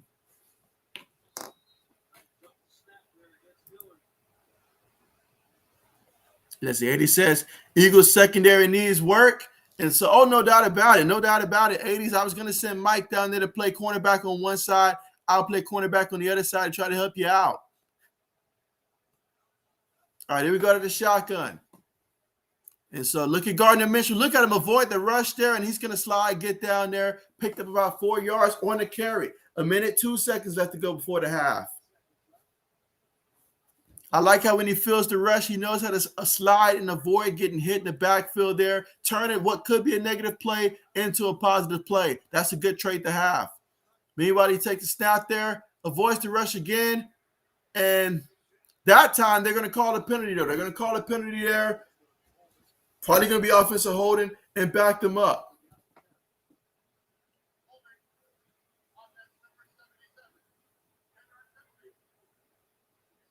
So that's a 10-yard penalty there, and so that's going to make it 2nd and 16 coming up here at the Eagles' 35-yard line.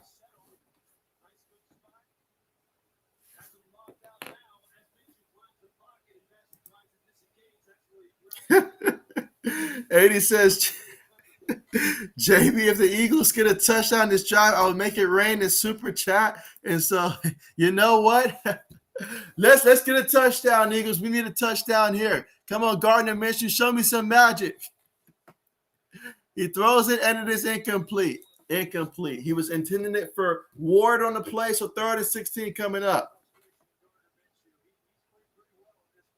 Let's see. Old man says, hopefully we can stay healthy and win tomorrow. Oh, that's right. I don't think I read that one yet. I hate going to the Dolphins late into the year. You're right there with me. I know why the NFL is doing it. Like they realized early on a couple years ago, if they stop sending Miami to New England late in the year, Miami can win late in the year in Miami. Or at least it's going to be difficult for us down there late in the year. They know that. They figured it out, and they've been doing it ever since. Meanwhile, Gardner Minshew, that time he gets sacked. So the Cowboys are going to burn a timeout there. And so now 27 seconds left to go before the half, and they burn a timeout there. So they should have, I think, one timeout left. And let's see what they do with that remaining time.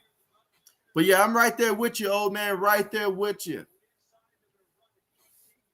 Absolutely. Let's see, old man says, Bengals need to go all out on the O-line in the offseason, their defense. Oh, certainly. That's what they need to do. They need to go ahead and rebuild that offensive line to what it was back when they had guys like Carson Palmer and all like that back there, because he had a solid offensive line in front of him, a very solid offensive line. Many big-time guys there, like Willie Andrews and company, a lot of good-time offensive. So they need to invest in getting the offensive line like that again. All right, so they put 4 more seconds back on the clock. Again, right now, Cowboys leading 23-17, up by 6, and the Eagles are about to punt the football here to the Cowboys.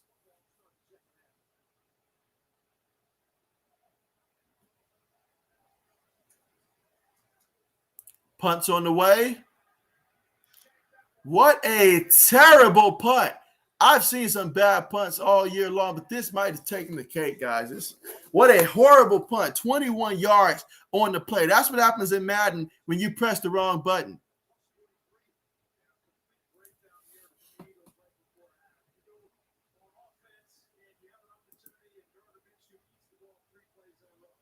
As the old man says, JB, have you seen what Lance Stephenson's been doing?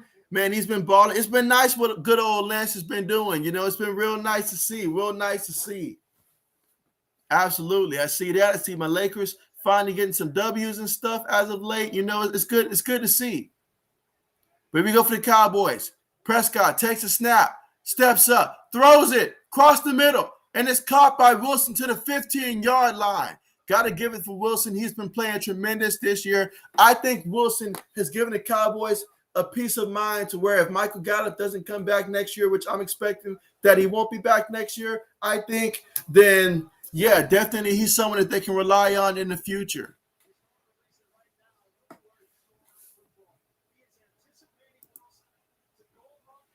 Yes, Jay says Green Bay may have some extremely cold games in the playoffs. Oh, yeah, I'm expecting that from Green Bay. I'm expecting that from Buffalo. Should Buffalo be at home in the playoffs unless they mess up against the Jets and a lot of Patriots to scoop in and take the AFC East, which is still a possibility, But, yeah, I'm expecting some bad weather from some places for sure.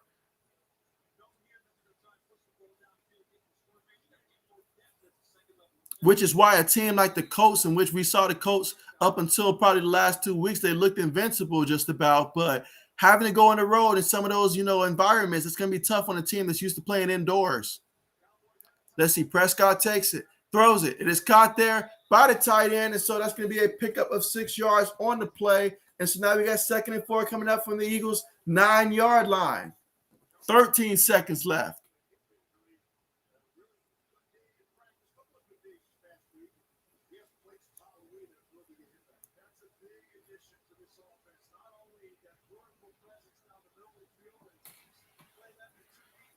All right, so with 13 seconds left, 3 receivers on the play, 1 tight end, 1 running back. They motion Zeke to the bottom of the screen. Dak takes it. Dak throws it. Across the middle, incomplete. Incomplete. He was trying to throw the jar in there, but it's incomplete.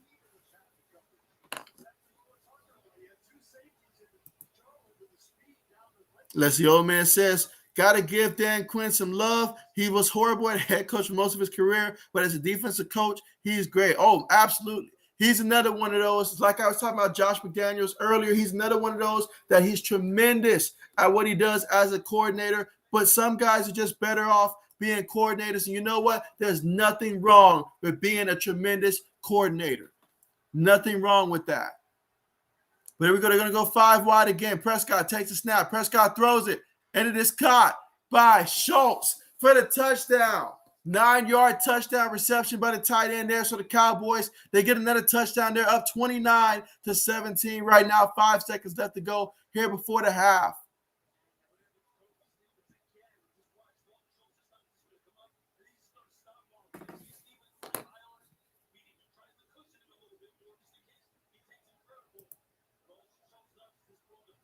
Let's see. Jay says, great first half from Dak. And so, oh, yeah, I got you. And so, oh, yeah, autocorrect will get you. Believe that. It will get you. Meanwhile, this time the extra point is good. So the Cowboys lead 30-17. A lot of points scored here in the first half, but we got a whole second half to go, guys. A whole second half to go. As the old man says, JB, don't forget about Matt Patricia. He sucks at head coach, but defensive coach is great. And you're right about that. You are right about that. You absolutely. And let's not forget Bill O'Brien. He absolutely sucks as a head coach, our coordinator all the way around, but he's great at being a scapegoat. You know, whenever you want to put the blame on someone, he's good at being a scapegoat. So I will say that. But no, you're right about that. You're right about that. Matt Patricia, as long as he's just doing the defensive stuff, that's good. Jay says, where is Matt Patricia? So, yeah, Matt Patricia's currently defensive coordinator there for the New England Patriots. You know, he went back to the Patriots and so got his old – well, I shouldn't say defensive coordinator now, should I? I forget the actual name of his role now, but he's back with the Patriots. I'm sure old man can correct me there on what his role is with the Pats there, but I just know he's with the Pats.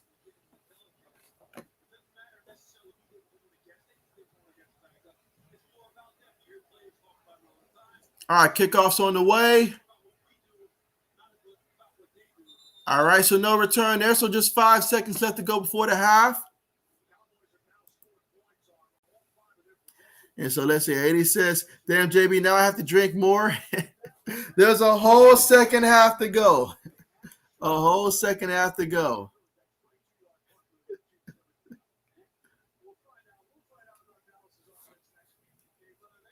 Let's see.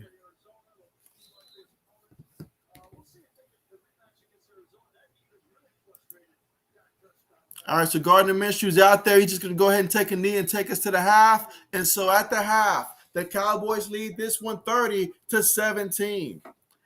80 says, damn, JB and his Cowboys.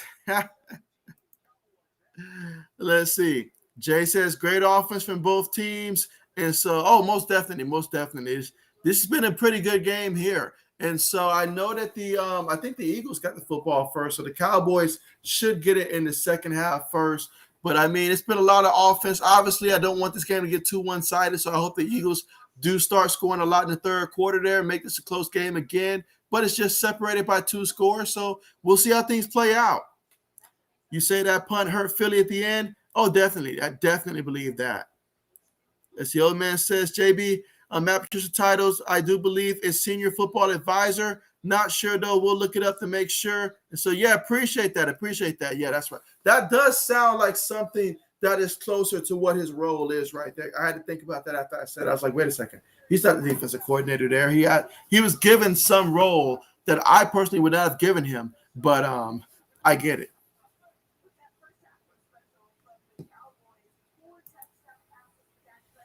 Let's see it. 80 says, how are they called the Dallas Cowboys? They play in Arlington. And so, you know, there's plenty of times, plenty of teams that do that, honestly, you know, like, but that's the question. And so let's see. Old man says, yeah, Matty, P official title is senior football advisor for New England. And so, okay, that works. That works.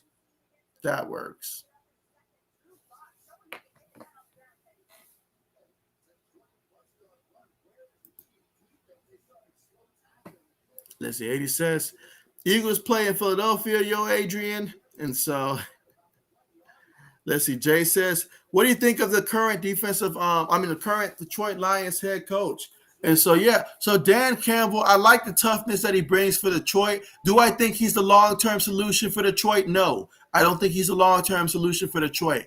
I've seen plenty of coaches like him. They get brought in probably for the reason of simply just, we need someone that's going to come in and take losses for us as we compile draft picks and we try to build a team through the draft because, quite frankly, we're probably not the hottest destination for free agents to arrive. But with that being said, though, he can provide these guys with the right mindset of what they need in terms of being toughness and stuff like that. I do like that aspect. He's not going to let them quit. He's going to make them play hard. So I do like that aspect from him.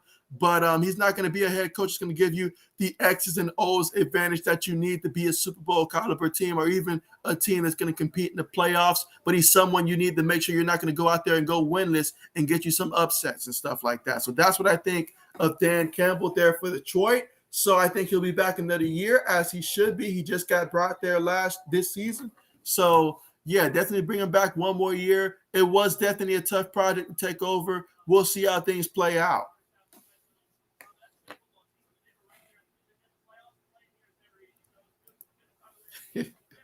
Let's see. Eddie says, I knew JB would get the Cowboys back. Let's see. Eddie says, figures JB gets cow scum back. It takes New England and 6 stairs for the Pats. Eagles on City. And so good old 80s, man. Good old 80s. But now it's not even like that. It's not even like that. Let's see. Jay says, what's your thoughts on now having wild card games on Monday? And so I'm all for it. Towards the end of the season, we're already going to be missing a lot of the college football games and stuff. So we get an extra day of football. So I'm all for it. Wild card Monday. Hopefully we get a very good matchup in terms of the game, turns out to be one to remember. But I'm excited about it. I like it. I'm all for it. Anytime we can add an extra time for football, I'm all for it.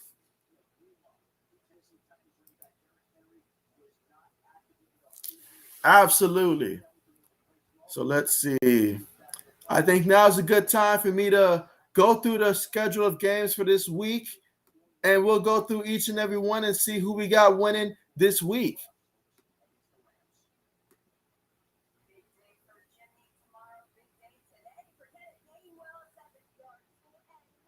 All right, let's see.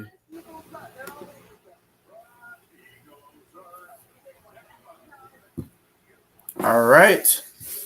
Again, the score right now is 30-17. If you're just tuning in, we're at the halftime right now. So definitely, make sure you guys leave a thumbs up and stuff like that. And once the second half gets going, we'll get back to the game. But for right now, we're looking to see the rest of the games here for week 18, which feels kind of odd saying.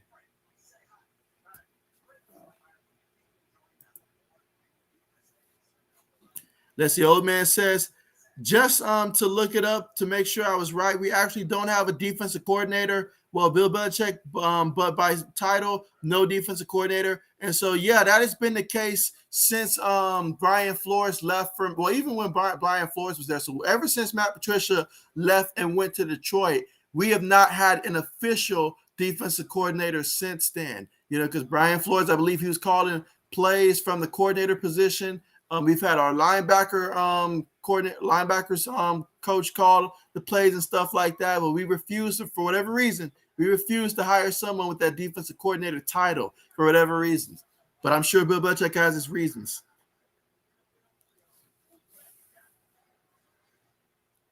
Absolutely. So here we go. Let's see.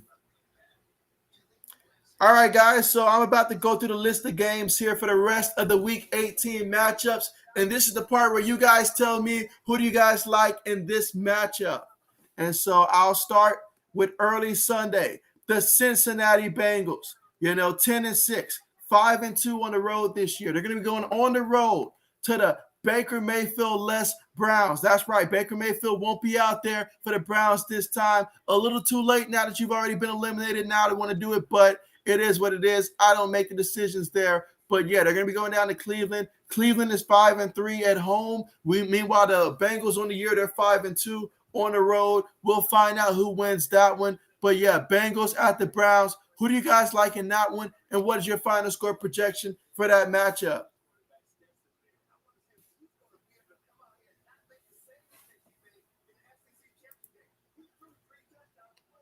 Let's see. Old man says he's got the Bengals winning 40 to the Browns 14.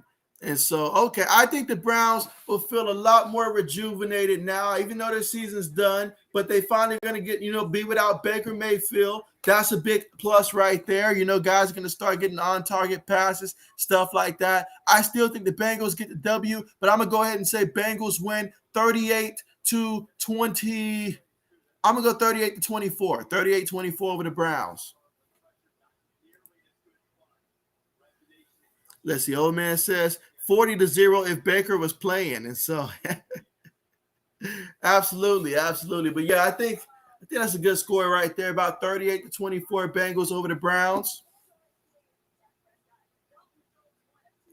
All right, so the next matchup, we got the 13-3 Green Bay Packers, 5-3 on the road, going down to the Detroit Lions, who are 2-13-1. They are 2-5 at home. They're just hoping to get their third win, hopefully, is what they're hoping for. But right now, honestly, they're thinking about the offseason. What can we do to improve this team? So who do you guys like in that matchup? Again, Aaron Rodgers, last I heard, he's supposed to at least come out and start the game, but at some point the Packers will pull him. And so do you guys think it'll be enough to help Detroit?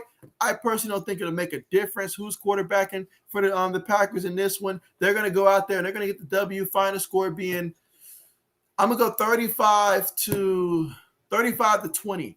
Packers over the Lions, 35-20. And that's, of course, me assuming that Aaron Rodgers won't be playing the whole game. Backups will be playing in that one. So that's what I'm assuming. Let's see. Old man's got the Packers winning 21-10 over Detroit. Okay. And let's see. All right, so next up is the 6-10 Chicago Bears. I forget who's going to be quarterbacking. I know it's supposed to be Justin Fields, but he ended up on COVID. So I think Andy Dalton should be quarterbacking there for the Bears on the road against the Minnesota Vikings. And so I guess Kirk Cousins back. I don't know. But, yeah, who you guys like in that matchup? The Bears on the road at the Minnesota Vikings.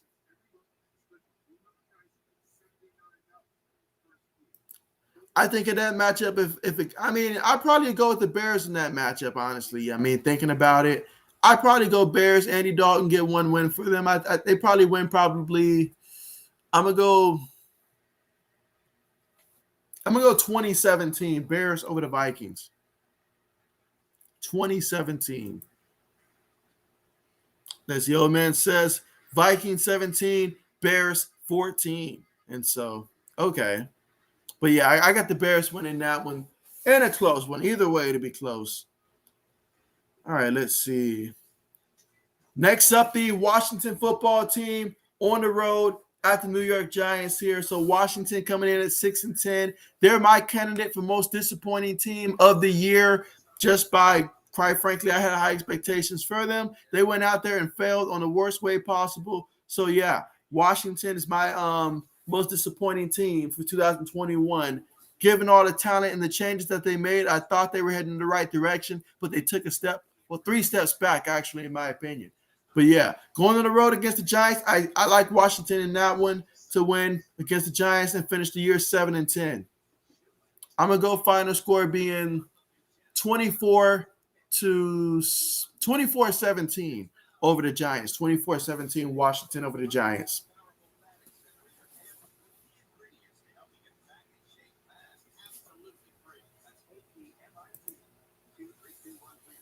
So old man's got the Washington football team winning 14-10 over the Giants. Okay. All right. So next up, we got the 9-7 Colts on the road at the 2-14 Jacksonville Jaguars. And so one would think that Jonathan Taylor should have a huge game in this one. Colts should win, I think, final score of maybe 33-13. 33-13 final score over the Jaguars.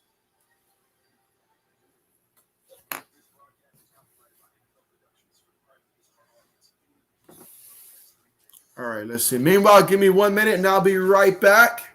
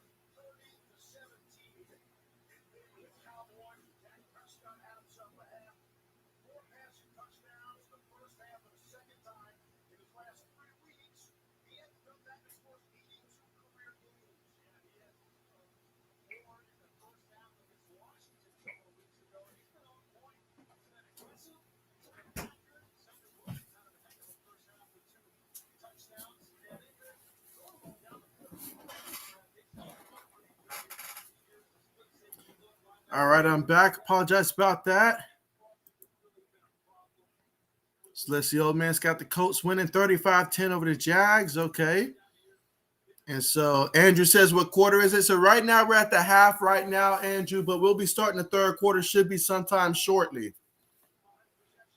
But yeah, right now we're at the half. The score, Dallas 30, Eagles 17.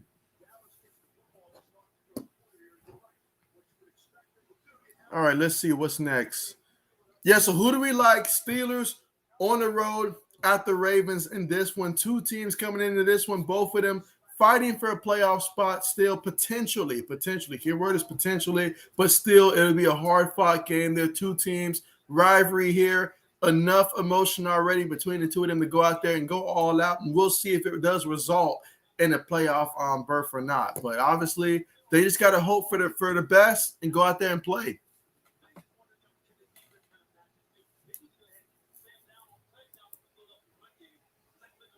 Let's see. Jay says, I thought Dolphins were going to make the playoffs. And so, hey, they went on a nice run. They really did. But when you get off to a slow start like that, it's really hard to come back from. And so that goes to show the work they put in. But obviously, they ran into the Tennessee Titans team that is starting to get healthy again at the right time. All right, but here we go, guys. Third quarter now on the way. Kickoff by the Eagles. And let's see.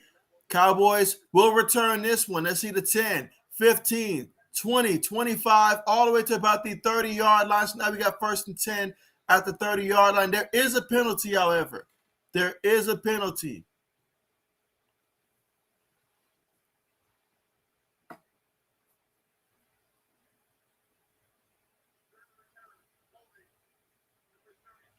All right, so they call holding there against the Cowboys. So that's going to back them up there.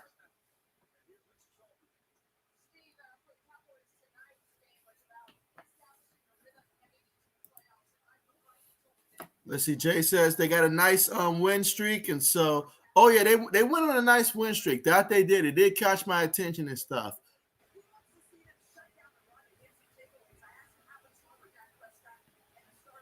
All right, but here we go, guys. 1st and 10. Prescott up under center. Cooper goes in motion. Takes the snap. Hands it to the back there. And so let's see. Zeke on the carry picks up 7 yards on the play. Now we got 2nd and 3 coming up here at the Dallas 19-yard line. Again, they lead this one 30-17 right now in the third quarter with 14 minutes and 35 seconds left to go here in the third quarter. Let's see. Old man says Steelers 24, Ravens 21. Big Ben pulls out a 2-minute drill and wins by a field goal. I like it. It's hard to top that. Here we go, 2nd and 3. Take the snap there. Going to hand it to the back. And so, what a tackle that was. What a tackle that was by Williams on the play. And so Zeke lost a yard up the middle, 3rd and 4 coming up there. He just bust through there and just disrupted that play. Wasn't going anywhere. 3rd down coming up, 3rd and 4 for the Cowboys at their own 18-yard line. But yeah, that would be amazing if that happened, old man. That would be amazing. Let's see. Jay says he's got the Ravens winning 30-20. He says Steelers are too inconsistent. All right, here we go, guys. 3rd and 4 for Prescott. And so he feels the pressure, somehow avoids it, throws it to Zeke. And so Zeke tries to do the rest, but he's going to be short by about a yard. 4th down coming up. So 4th and 1 for the Cowboys from their own 21-yard line.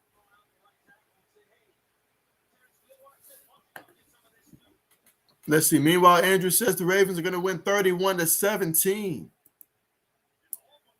Yeah, ultimately, I would love to see the Steelers win it. I really would love to see the Steelers win just for Big Ben's sake. But at the same time, that's tough. That's tough. Against the Ravens, it's hard to go against Baltimore. I'm going to go ahead and say Baltimore wins 27-24 over the Steelers.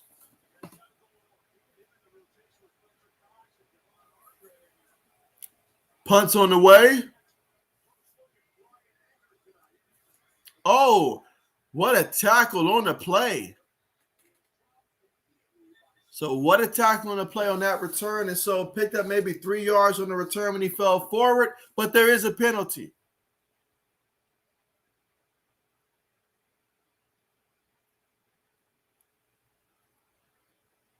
So right now the referees are discussing what the penalty is going to be.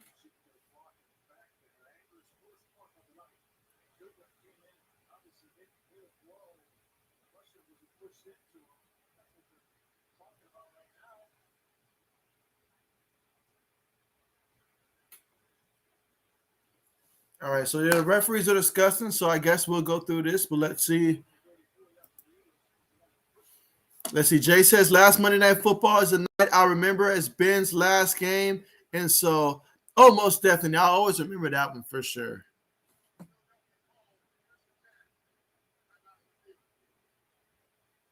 All right, so an illegal block above the waist is what we're looking at.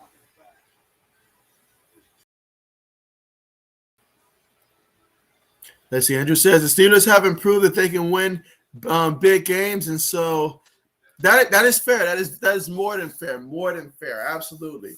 Absolutely. I just cannot wait till we stop seeing these Baker Mayfield commercial, guys. That's what I'm looking forward to. Like all these Baker Mayfield commercials. But again, if you're just tuning in there, we had the delay in the game because of the penalty there above the waist. But yeah, it's gonna be Eagles football there. The defense came out, did their job. So give the Eagles defense some credit there. Got the stop there. Now we'll see what the Eagles offense can do here for the first time in the second half, trailing 13 points, 30-17. Can they go ahead here and try to score a touchdown and make it a one-possession game?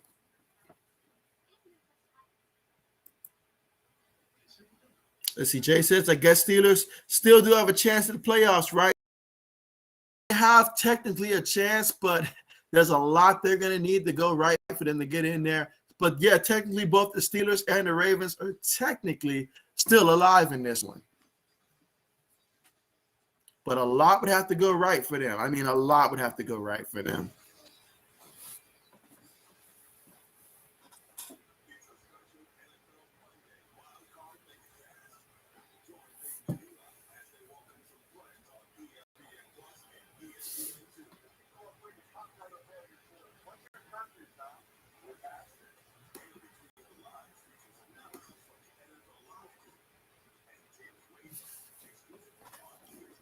Yep, but again, right now we are here in the third quarter, 12 minutes and 48 seconds left to go, and let's see what the Eagles can do here. Can they get a touchdown here and make it a one-score game? The first half gave us plenty of scores. So far in this one already, Dak Prescott 17-22, 243 yards passing, 4 touchdowns, no interceptions. That's exactly what you want heading into the playoffs, to go out there and to just be humming with the offense like that. And so we'll see if that translates to the playoffs next week. But certainly he's picked apart that secondary for sure so far in this one.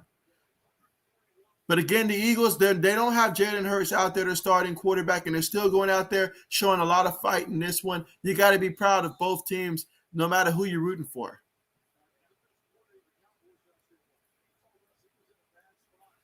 All right, so here they go. Gardner Minshew in the shotgun takes. They're going to hit the Kenneth Gainwell off the right guard there. And he's going to pick up about 2 yards on the carry. So now we got 2nd and 8 coming up at the Eagles' 27-yard line.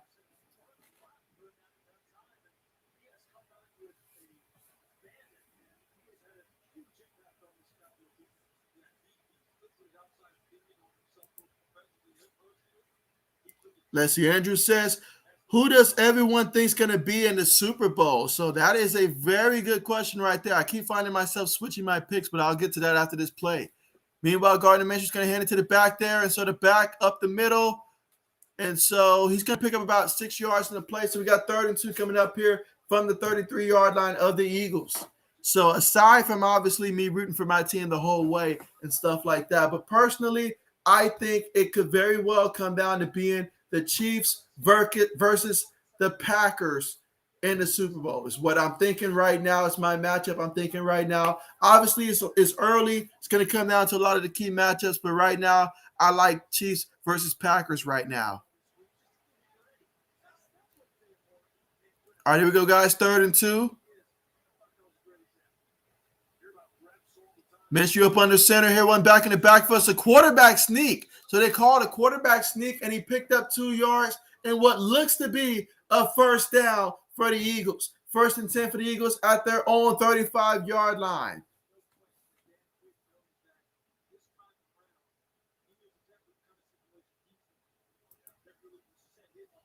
Let's see. Jay says, I think Minshew has proved he can be a reliable backup in the league. Oh, absolutely. I totally agree with that. Totally agree with that. Especially if you're a team that you know your starting quarterback has a tendency of getting hurt from time to time. Where he goes. Minshew takes the snap.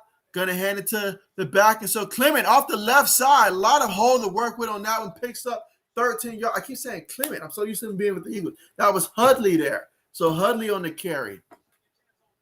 So now we got 1st and 10 at the 48-yard line of the Eagles. So almost at midfield. Let's see. Old man says Bucks versus Kansas City or Bucks versus New England. Okay. All right, here we go, guys. 1st and 10.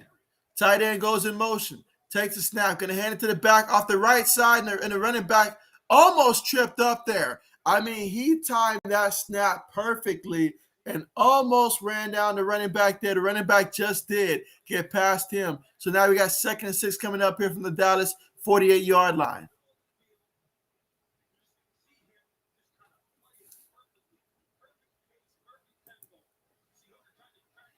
Let's see. Jay says, without me trying to be Chiefs biased, LOL, I think Chiefs Bucks rematch. And so, hey, that's a possibility, but I don't think the Bucks get to the Super Bowl here. I don't think they do this time around. I think if they run into the Packers again, the Packers send them home this time. I know it was close last time, but this time around, I think the Packers will do it. All right, here we go, guys. 3rd and 3 coming up here. 9 minutes and 5 seconds left to go here in the 3rd quarter. Eagles down by 13, 30-17. Let's see if they can get this first down and keep the ball moving. They're at the Dallas Cowboys 45-yard line.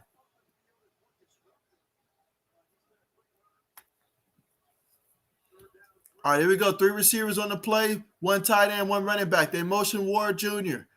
Minshew. He sees a lane there. He's trying to avoid the rush.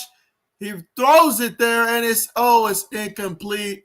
So, yeah, definitely not enough arm for that one. So, 4th and 3 coming up here at the Dallas 45-yard line. So, it looks like they're going to opt to – I would personally go for it here. I would go for it. Even though it's 3rd quarter, 8 minutes, 37 seconds, I would go for it.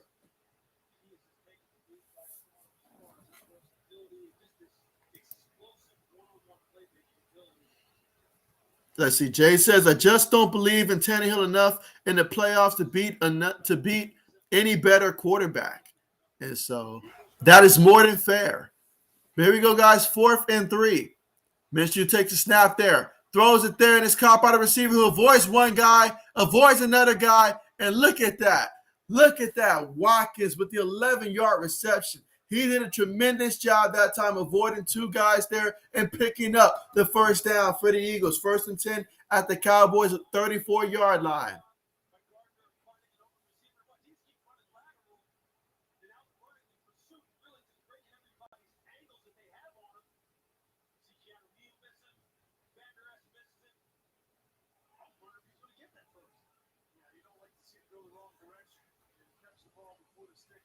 All right, so you got two receivers towards the top of the formation. Tight end goes in motion, take the snap, hands to the back. Hudley off the left side, picks up maybe a yard on the play. We got 2nd and 9 coming up at the Cowboys 33-yard line. 7 minutes and 55 seconds left to go here in the third quarter. And so 420, what's good? What's good, 420? I had a feeling you might be joining for this one. But what's good with you? How have you been, man? How's your new year been? How have you been? I hope you're doing well, but appreciate you for coming through. All right, but here we go, guys. 2nd and 9 out of the shotgun. Minshew takes it. He's bootlegging. Throws it to the receiver, and it's going to be caught there by Jalen Reagor for a pickup of 7 yards on the play. So now we got 3rd and 3 coming up here at the Cowboys' 26-yard line. 7 minutes and 20 seconds left to go here in the third quarter.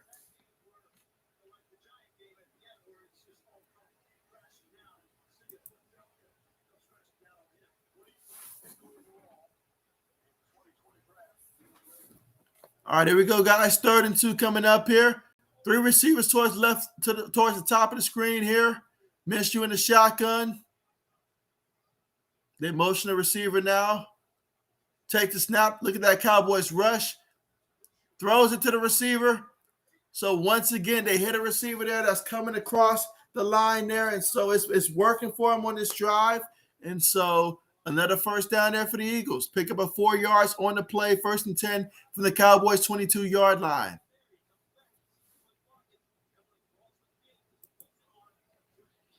Let's see, 420 says Cowboys winning this one. And so most definitely, we'll see how that plays out. Let's see, Jay says Eagles having a good drive. And so, yeah, Gardner Minshew, he's out there looking pretty good this game. Takes a snap out of the shotgun there. Minshew's looking. He's going to go deep. And it's going to be, oh, he dropped it. How did he drop that? I don't know. But there is a penalty. There is a penalty.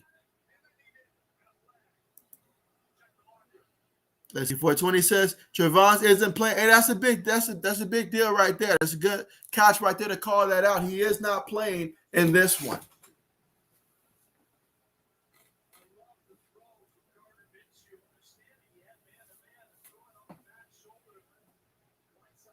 Now the referees are discussing the penalty right now because the penalty was thrown right there.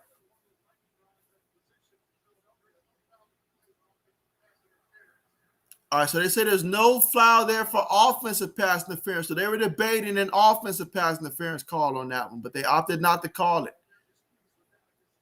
So that's going to bring up 2nd down and 10 from the Cowboys' 22-yard line.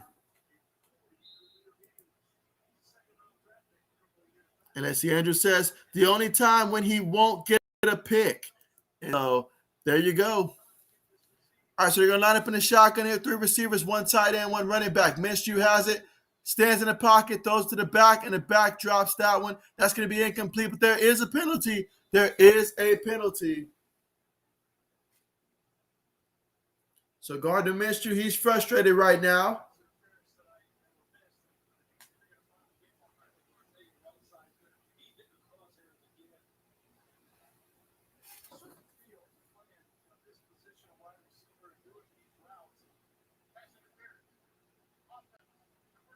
All right, so they call offensive pass interference. So this is, I mean, they're definitely paying attention to the offensive receivers here for the Eagles for sure.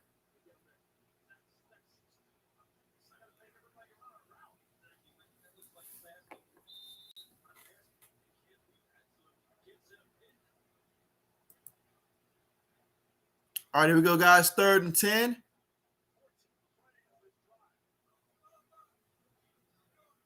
All right, so here we go, guys. 3rd and 10. Let's see what's happening here. 3 receivers towards the top of the formation, one tight end towards the bottom. Take the snap. Throws to the receiver, and it's going to be incomplete. It's going to be incomplete. So 4th down coming up. So they are in field goal range, so they can opt for the field goal, which would just make it a 10-point game. I think that's the direction they're going to take. I think it's the right move, obviously, on 4th and 10. But, yeah, you get 3 points here. You got to rely on your defense to continue to go out there, get you some stops.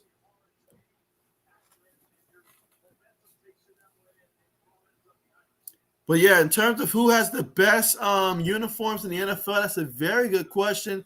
I personally, I personally love. I'm just a fan. My favorite colors are silver and black, so I personally love the Raiders uniform. It's a classic thing. I mean, black looks good out there. Silver and black, great combination. So I personally like the silver and black, but it's probably not the most creative. But I like silver and black. I like the Raiders uniform. Let's see. Jay says I like the Bears uniform. Again, right now, if you're tuning in, we are at the commercial right now. The Eagles just tacked on 3 points there after being stopped on third down. And so now the score right now is Cowboys 30, Eagles 20. We're here in the third quarter, 5 minutes and 58 seconds left to go. And so, yeah, but in the first quarter, the Cowboys outscored the Eagles 10-7 in that one. Second quarter, they outscored the Eagles in the second quarter alone, 20-10. But so far in the third quarter, Cowboys offense still trying to get their first points of the second half here. And the Eagles, they just got theirs in 3 points. And so let's see. Andrew says, I do like the Saints or the Titans. Titans uniform as well. That's a pretty good uniform as well.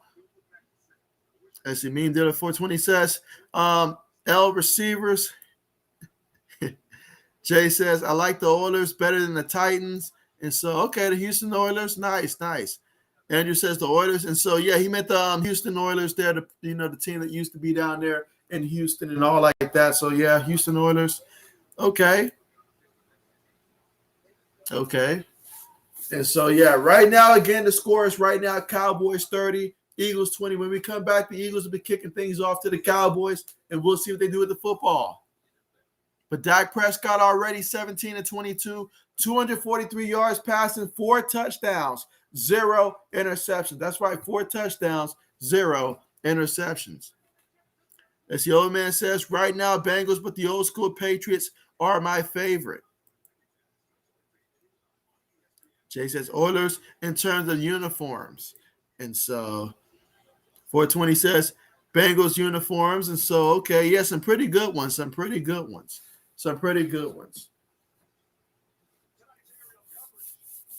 Well, since we're asking about the best uniform, I'll ask you guys this. Who has the ugliest uniforms in the NFL? Let me know that. The ugliest uniforms.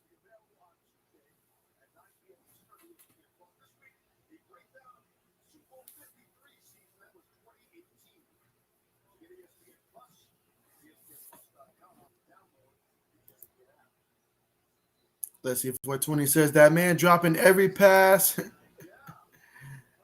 He'll walk an L. All right, guys, we got kickoff on the way here. Let's see what happens here and what the Cowboys do with this offensively. They've already put in some work in this one. Let's see what they do here. And so, all right, he's brought down at about the 16-yard line.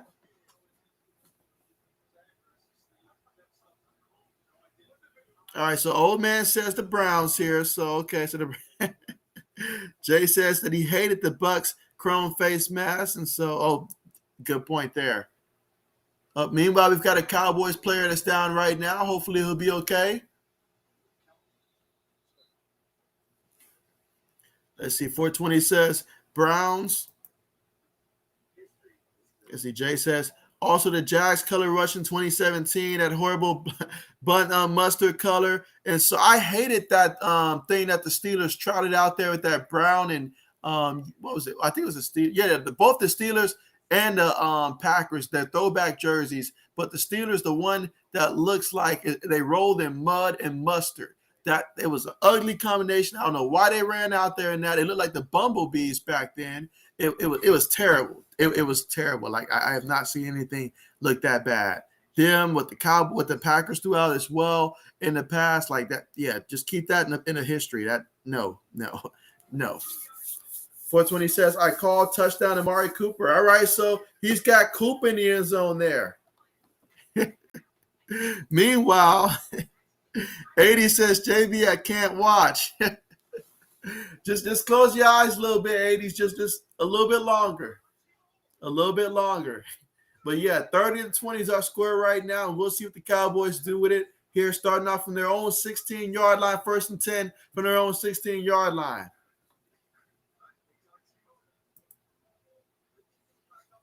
Let's see, Jay says the Bengals early on looked like the Browns uniforms. And so, oh yeah, I tell you what though, I'm a lot more a fan of the current Chargers uniform than what I was a couple years back and all like that. I do think the powder blue works better for them than what they had previously and stuff like that. So some teams have made improvements, but others, I mean, you wonder what were they thinking? What were they thinking?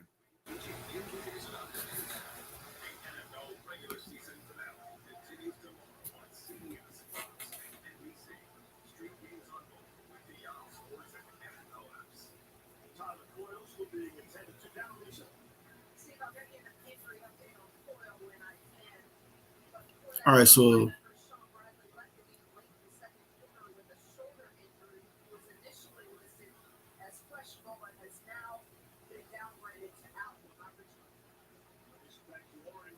all right, guys. So here we go. Let's see. First down here for the Cowboys here in the third quarter. 5 minutes and 53 seconds left to go in the third quarter, and the Cowboys lead this one 30-20. Let's see what they do with this one. Dak Prescott already with 4 touchdowns here, no interceptions. Let's see what he does this time out. Dak takes a snap there, going to hand it to Zeke up the middle, and Zeke's going to pick up 4 yards on the carry. 2nd and 6 coming up here from the Dallas 20-yard line. 5 minutes and 40 seconds left to go here in the third quarter. 2nd and 6 coming up.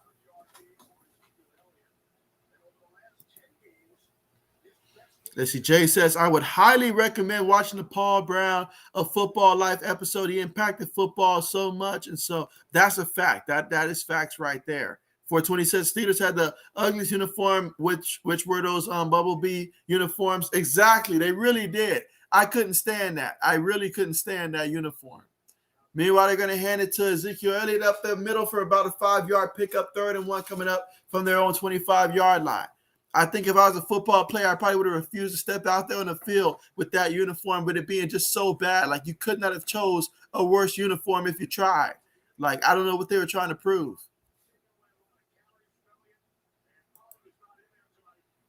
All right, here we go, guys. 3rd and 1. Shotgun formation. Let's see what the Cowboys do here. 3 receivers on the play, 1 tight end, 1 running back. Take the snap. Hands to Zeke up the middle. And Zeke's going to pick up about 4 yards on the carry. So now we got a 1st and 10 for the Cowboys from their own 29-yard line.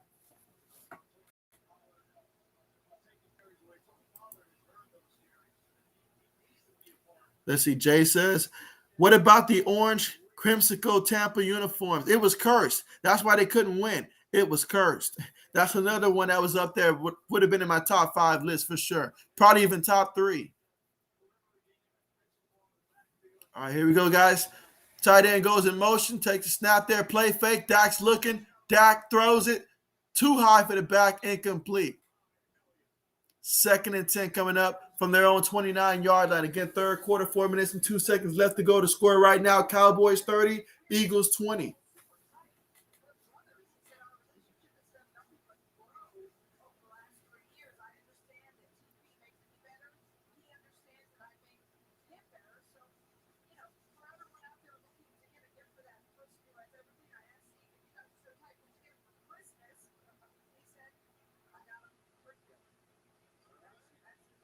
All right, so here we go, guys.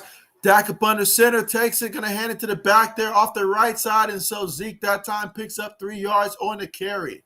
I'm pretty sure they're aware of how close he is to getting 1,000 yards on the ground. So I'm pretty sure they're going to try to get him that 1,000-yard mark tonight.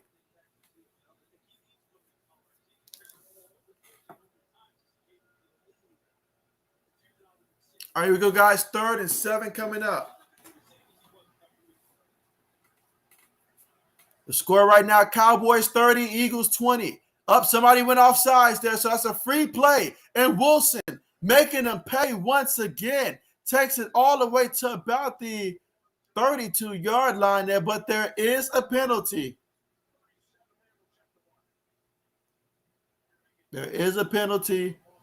Yep, defensive offsides there. All right, so there you go. That's going to be a 1st down. So Cedric Wilson has been on it today, guys, and he just continues to go up there and light it up.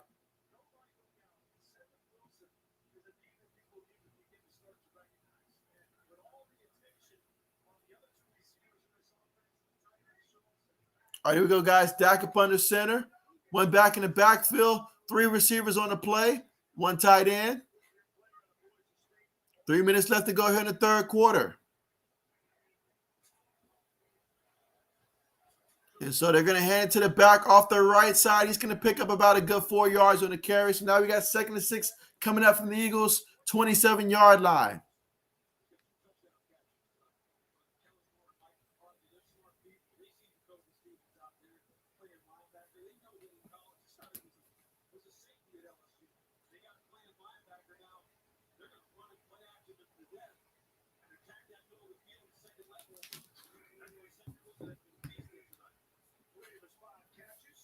All right, let's see Dak up under center here. Going to hand it to the back. And so Zeke's going to pick up about a good 5 yards on the play. So we got 3rd and short coming up.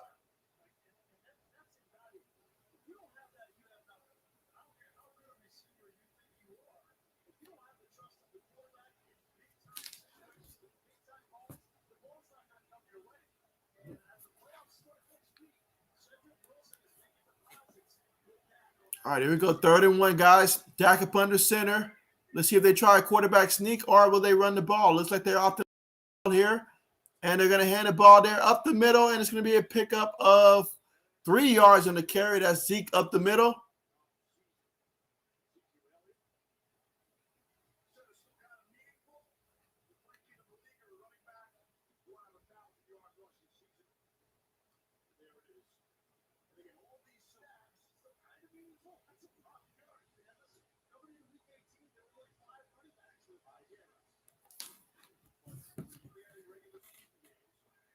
All right, let's see. 1st and 10 out of the shotgun here. They're going to hand the ball to Zeke off the right side. Makes one guy miss there, and he's going to pick up about a yard on the carry.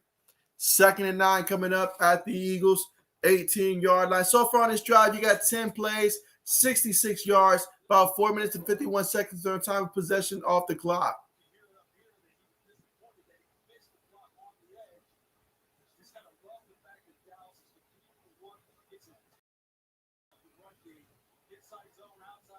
All right, here we go, guys. 2nd and 9 coming up. Dak in the shotgun. 40 seconds left to go here in the third quarter. Throws it, and it's going to be completed there on the catch there. Picks up about 2 yards to the place. Now we got 3rd and 7 coming up there at the Eagles' 16-yard line. 35 seconds left to go in the third.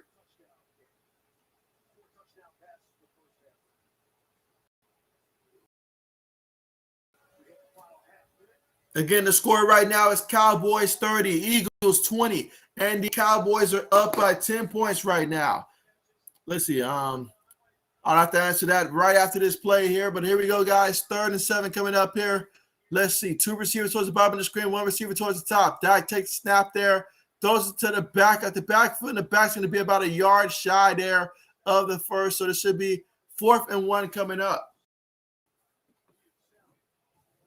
So 4th and 1 coming up. But yeah, Jay, I would have to guess that the longest losing streak in the NFL in the current Super Bowl era would have to be one of those Tampa Bay Buccaneer teams historic. And I would have to say one of those Tampa Bay teams.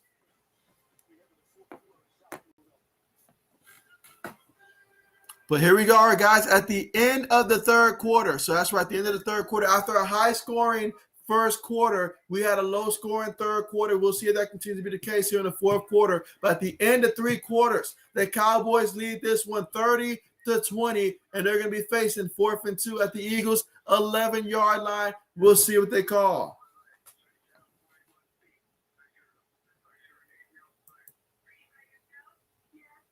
Let's see. 80 says, JB, what is the score? So, yeah, the score right now is Cowboys 30, Eagles 20. Let's see. 80 says, JB, Eagles will win. So, 80s is holding on to faith for his team. Let's see. Meme Deal 420 says, probably the Bears.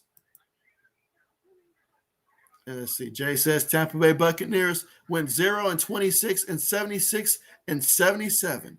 And so, oh yeah, that'll do it. That'll do it. That will do it.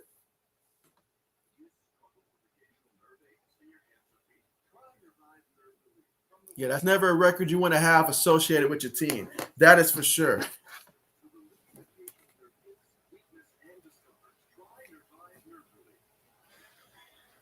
But again, right now we're currently at the commercial because it is the end of the third quarter and about to be the beginning of the fourth quarter. And the Cowboys have the football. They're facing 4th and 2 from the 11-yard line. They host a 10-point lead right now, 30-20, and they'll be trying to tack on more points to that. We'll see how they go about it.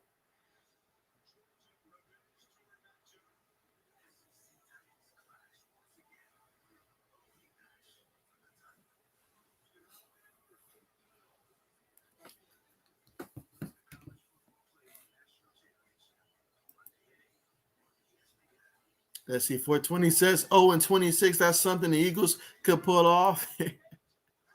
I would prefer the Giants pull that fade off. I really would. But if I didn't know the NFL history like that, I probably would have assumed it would have been Detroit because of all the losing that they've done over the years. You would think that Detroit would probably be the team to own that record.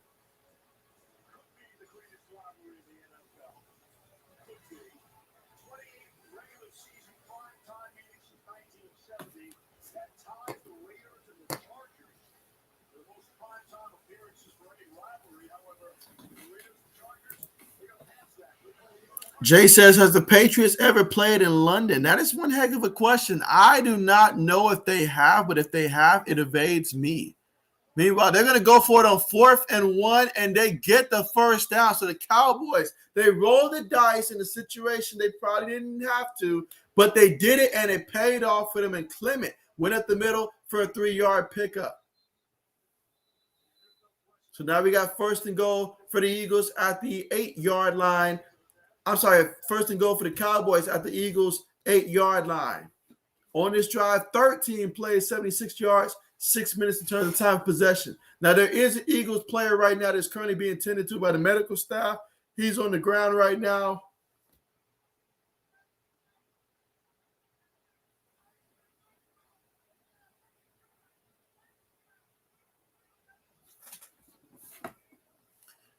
But yeah, right now, medical staff's going to be tending to him.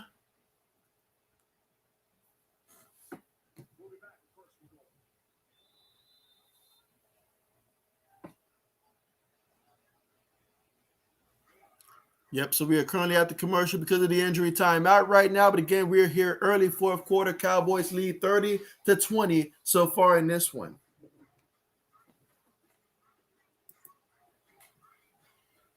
Let's see. Braden says Corey Clement used to play for the Eagles. And so, yep, that is absolutely correct. Absolutely correct. He has played for the Eagles. And so that's probably why the Cowboys utilize them as much as they are right now. And so, but hey, it's a good comeback story for him. Glad to see him back in the NFL, stuff like that. So happy for him. But yeah, so far in this one, though, just to look at the stats so far in this one, Dak Prescott, he's 20 of 26, 287 yards through the air, 4 touchdowns, no interceptions, sacked just once in this one. Gardner Minshew, he's 15 of 26, 128 yards passing, 1 touchdown, no interceptions, been sacked twice so far in this one. On the ground, the Cowboys as a team, 22 carries, 107 yards on the ground. Meanwhile, Zeke's got 18 of those carries for 87 yards. Corey Clement, he's got 4 carries for 20 yards.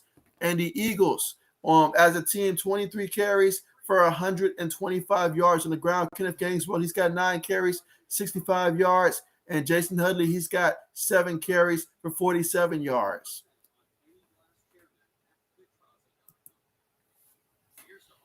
Let's see. Jay says, I miss watching Darren Sproles on the Eagles. Darren Sproles, now there's a name that I haven't seen in a minute, but yes, he definitely was someone that was very fun to watch back when he was playing, whether it was with the Eagles, whether it was with the Saints, whether it was with the Chargers. He was definitely a great person to watch play for sure.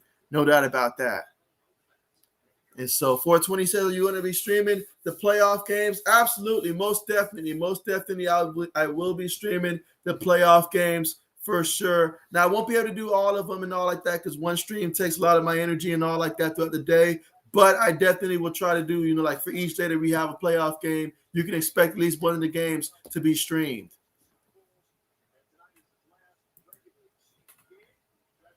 420 says, if we get the Rams in the wild card, I'm jumping off the roof.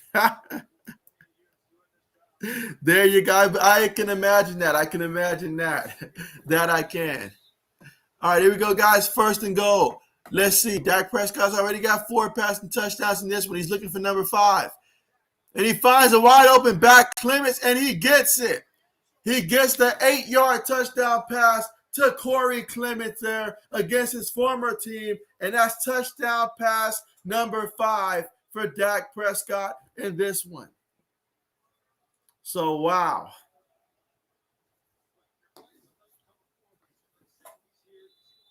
Five passing touchdowns. And so, yeah, 80s, you're going to want to make sure you keep closing your eyes here. It has not gotten any better for you Eagles so far in this one.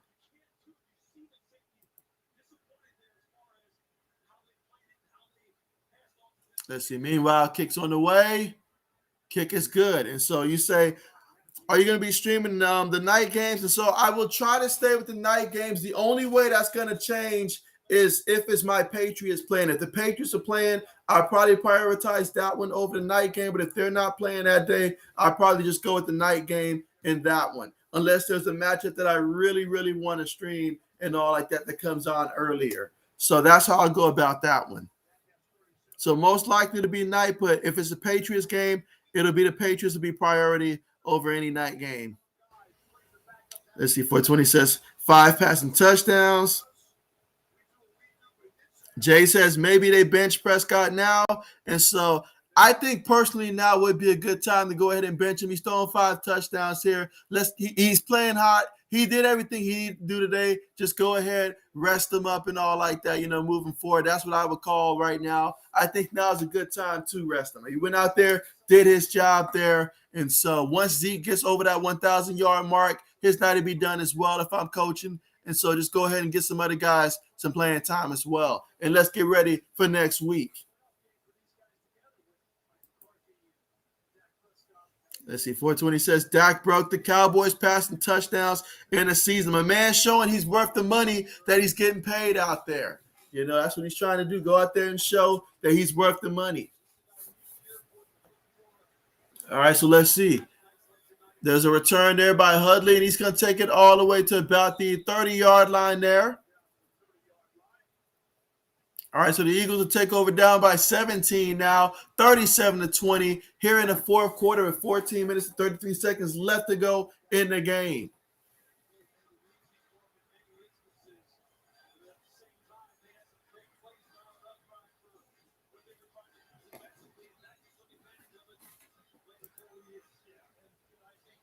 Let's see. Braden says Bills and Pats could play in one of the wild card games. And so, that's absolutely a possibility. It absolutely is.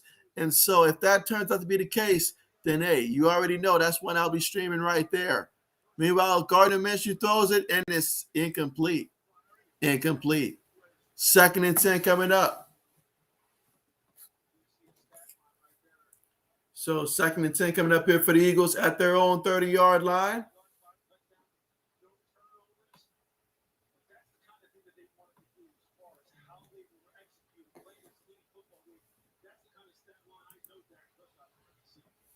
Let's see, 420 says, fun fact, Dak hasn't thrown an interception in these last 14 quarters he has played.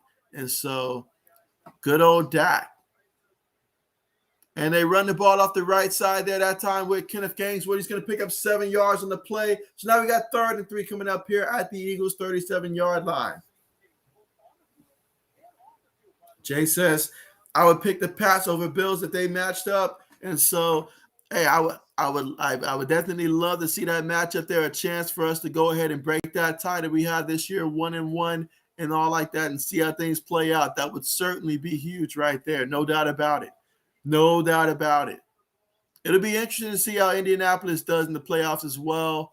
Assuming they go ahead and get that win, it'll be very interesting. Let's see, Minshew take the snap there, feels the pressure, tries to avoid it, but he can't do it. He's going to be sacked loses about 9 yards on the sack. He's frustrated right now. But what a play there by the Cowboys defense getting after the quarterback. And so, yes, we're going to see a punt come out here. Again, the Eagles down by 17 in this one, facing 4th and 12 from their own 28-yard line.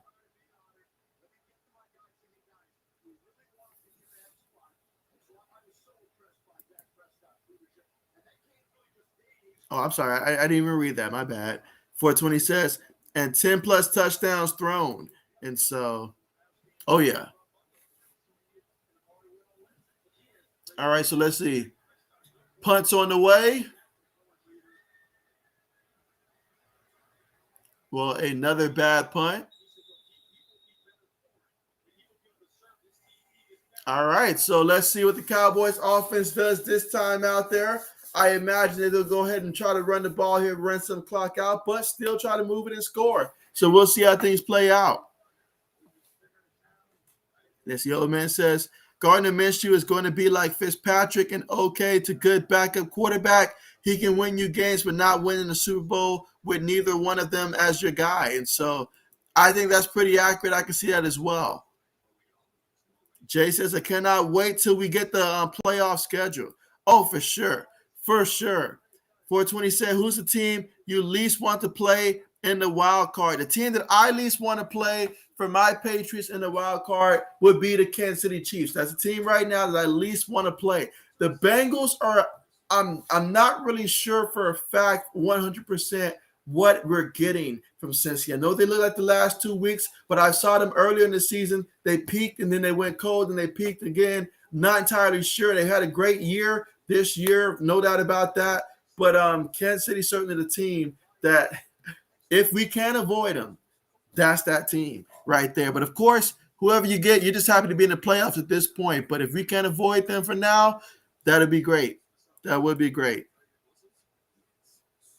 Braden says, who do you think is the better quarterback, Hurts or Minshew? Hurts is better because he can hurt you with his legs. He can extend plays and stuff. And so definitely Hurts. But Gardner Minshew, he's exciting. You know, he's exciting to play, exciting to watch and stuff like that. But definitely Jalen Hurts to me is the better quarterback. Most definitely. Most definitely. Let's see. 420 says, I'm turning off the TV. And so you say this one's a wrap. This one's a wrap because, you know, Dak went out there, did his thing. You know, now he can light him a cigar over there. 5 yards away from 300 yards passing. But if his night is done, what a night it is. You could not ask for a better night than that. And so I know if you're the Cowboys, you're hoping to play the Eagles again, first round in the playoffs there. And so we'll see how things play out. But obviously, man, you look at that, a lot of frustration there from the Eagles tight end.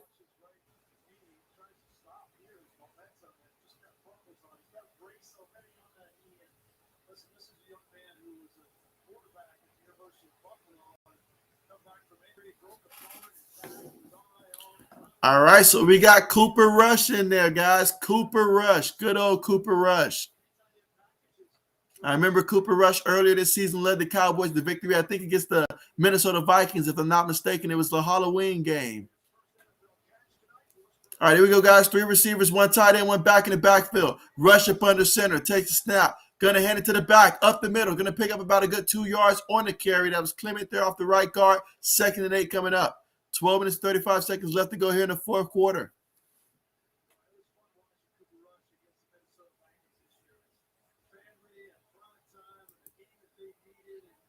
Let's see, 420 says, and I would still know the Eagles are getting whooped.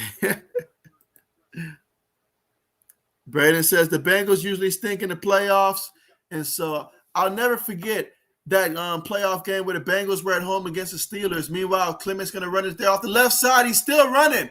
Look at him break loose to about the 12 yards on the pickup of 38 yards on the play. My goodness. My goodness. And so here we go. 1st and 10 from the Eagles' 12-yard line. And so my man Corey Clement off the left tackle there. And wow. I'm sorry, off the right guard there. But he cut back, crossed the left side there. And, man, he went to work. He went to work. But here we go. Rush up under center. Three receivers on the play. They put Wilson in motion. They're going to hand it to the back there off the left side. He's going to lose 2 yards on the play. Going to lose 2 yards on the play. But yeah, for the Bengals, though, I go back to when Carson Palmer hurt his knee in that game against the Pittsburgh Steelers, and what I think was one of the dirtiest plays that I had seen in a playoff football game and all like that, and one that really made me mad. I wasn't a Bengals fan, but I was really upset at that play right there because that changed the outcome of that game. I have no doubt in my mind the Bengals win that game, if not for that injury to Carson Palmer in that matchup back in the 2005-2006 season, I believe, one of those 2 years. And so Carson Palmer was at his peak with the Cincinnati Bengals that year. It was highly unfortunate, and the Bengals ended up losing because of it. But, man, that one hurt to see. That one hurt to see.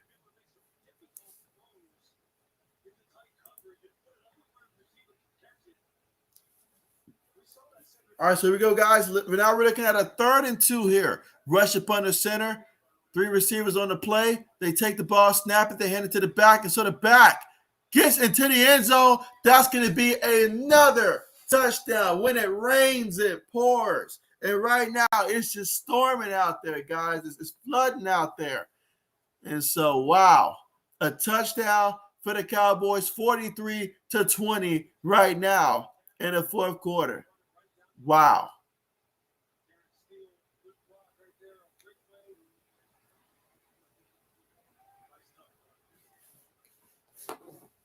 Let's see, Jay says, I love football so much, I'll watch a blowout to the end.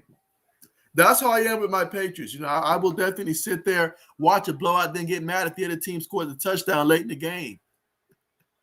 Meanwhile, the extra point is up, and it's good. So the score right now is Cowboys 44, Eagles 20 here in the 4th quarter. We still got 10 minutes and 16 seconds left to work with in the game, y'all. Still got time left in this game here. We'll see what happens. Braden says, I hope the Cowboys get the 2 seed so my Packers can beat them in the NFC Championship game. And so, Braden wants to call out the Cowboys here after this performance right there. I like it. When your team is good, you say you want to face the top matchup. I would love to see that matchup right there take off in the NFC Championship game. I would love to see Cowboys versus Packers personally. I would love that matchup there. And I would love for one of those teams to silence, I guess, the Buccaneers before that. Let's see, 420 says, all right, Cooper Rush is on the field. That's a wrap. And so, hey, Cooper and company, they going down there to score. Old man says it's starting to look like we will be the only team to score 50-plus twice this year. That's right, this year so far. You're right about that. And so Braden says, when Burfict knocked out AB, and so, hey, AB's still suffering the repercussions from that back in 2015. Hey, that was a big time hit. Now that was huge. That was huge. That was huge. Let's see, 420 says, I mean, those were some intense matchups during those times, some very intense matchups. Even the coaching staff getting involved, guys like Joey Porter, former player Joey Porter and all like that getting involved. And so that's just what that rivalry meant right there.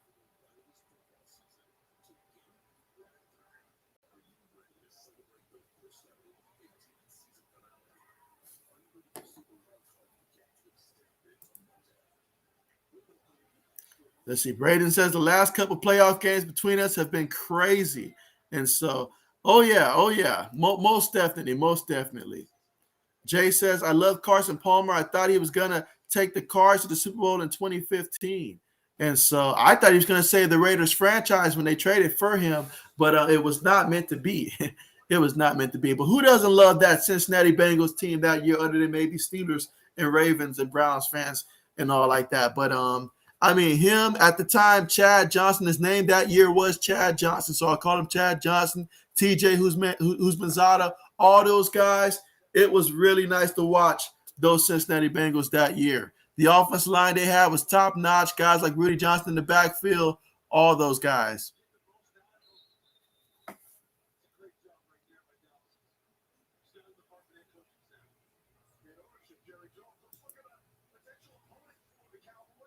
All right, but here we go, guys. We still got some time left in this game, guys. Still 10 minutes and 16 seconds left to go. But right now, the score is Cowboys 44, Eagles 20. Let's see what the Eagles are going to do.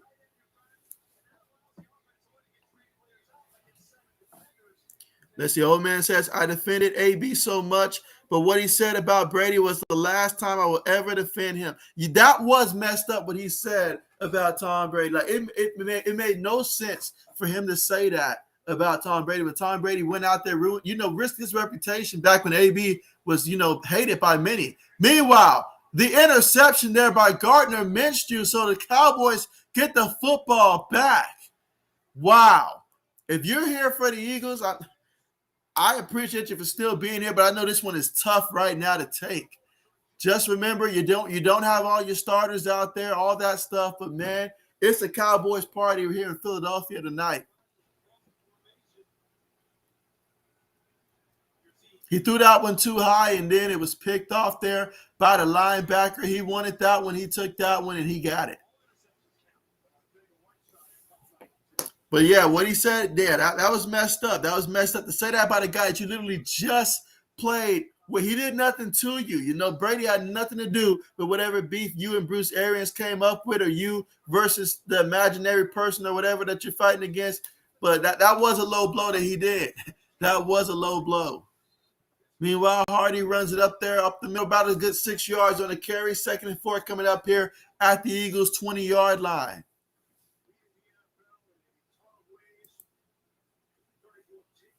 Let's see, Jay says Carson Palmer may be the best deep ball thrower ever. And so, you know what? I like that.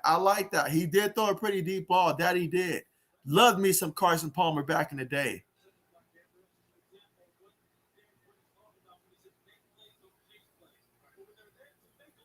I mean, you give me a prime time Carson Palmer, a prime time Dante Culpepper, guys like that, I'm excited.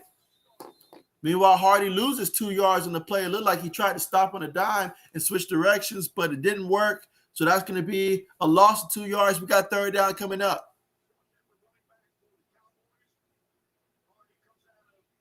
So right now, the Cowboys with the football off of that last interception. They're leading right now by 24, 44-20 right now is the score. And it's less than 9 minutes left to go here in the 4th quarter. 3rd and 6 coming up. Let's see what they do.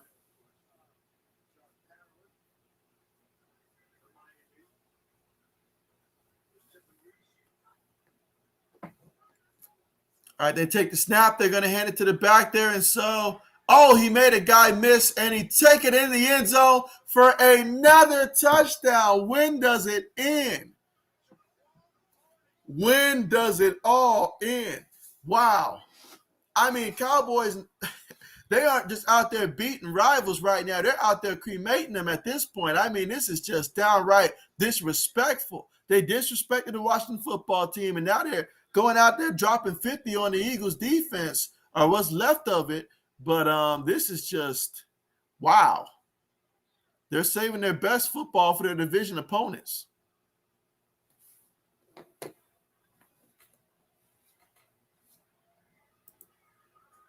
Meanwhile, extra point attempt is up, and it is good. So the Cowboys now have a 51-20 lead here in the 4th quarter, and there's still a lot of time left to go. Still 8 minutes and 36 seconds left to go in this one. Oh, my bad, Jay. I didn't even read that one. You said Cowboys have some good running backs, and so absolutely. Old man says, well, now Patriots and Cowboys are the only teams to score 50-plus twice this season. And so, yeah, I was thinking that when it happened. But they still got a lot of time here. A lot of time. If the Eagles' defense don't tighten up, they may score 60. Let's see, old man says Palmer. And so, love me some Palmer. Love me some good old Carson Palmer back then. Absolutely. All right, who's a quarterback? Since obviously this game is a little one-sided right now, we can talk a little bit. But who's a quarterback that for your personal team, you hate it when your team faced this quarterback? It doesn't. Someone that's not preferably a big-time quarterback, but someone that caused your team many problems over the years. I'll start off by saying, as a Patriots fan, a quarterback that I was not too fond of. I know you guys are thinking Eli Manning is going to come up there. Of course, he was one of them. But Jake Plummer, the former Broncos quarterback, I could not stand playing against him because he did things that a lot of quarterbacks couldn't do against our defense, and it was very annoying to see him with the Broncos. Was not too fond of our matchups against him with the Broncos. So for me, Jake Plummer was that guy. Jake the Snake Plummer was that guy.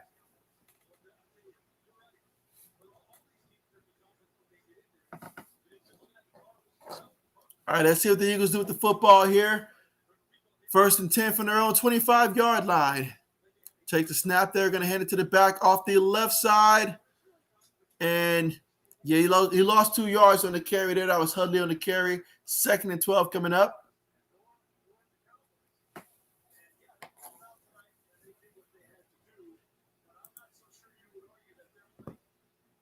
Let's see. Old man says, I thought Palmer was going to change the Raiders into a winning team. I really thought that too. I thought they struck gold when they traded for Carson Palmer. I was like, you got your franchise quarterback finally, someone that's going to go in there, look good. But hey, what can I say? Back then, everything the Raiders touched, it turned bad. Whether it was Carson Palmer, whether it was Randy Moss. They were getting the players. It just wasn't working out. They went and got Warren Sapp. They got Ted Washington. They obviously they had Charles Woodson back then, Wild Woodson, those guys. It just wasn't working out.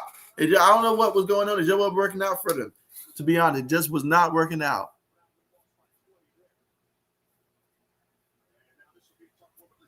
All right, here we go, guys. It's going to be 3rd and 12 coming up here after that last carry went for no gain. So we got 3rd and 12 coming up for the Eagles at their own 23-yard line.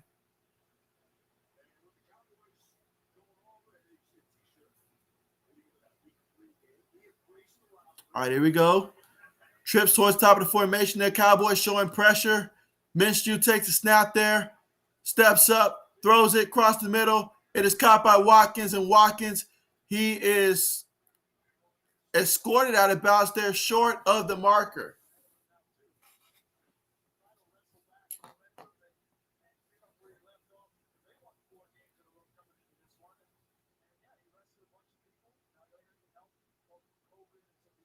And so now the Eagles got another player that's currently down right now.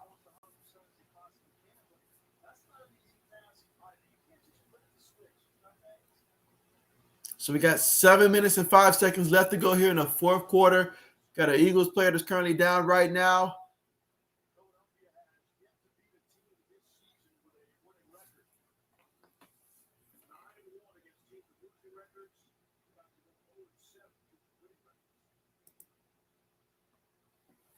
All right, let's see. Jay says, man, Phillip Rivers was frustrating as a Chiefs fan. He was a loud mouth too, but I like this passion.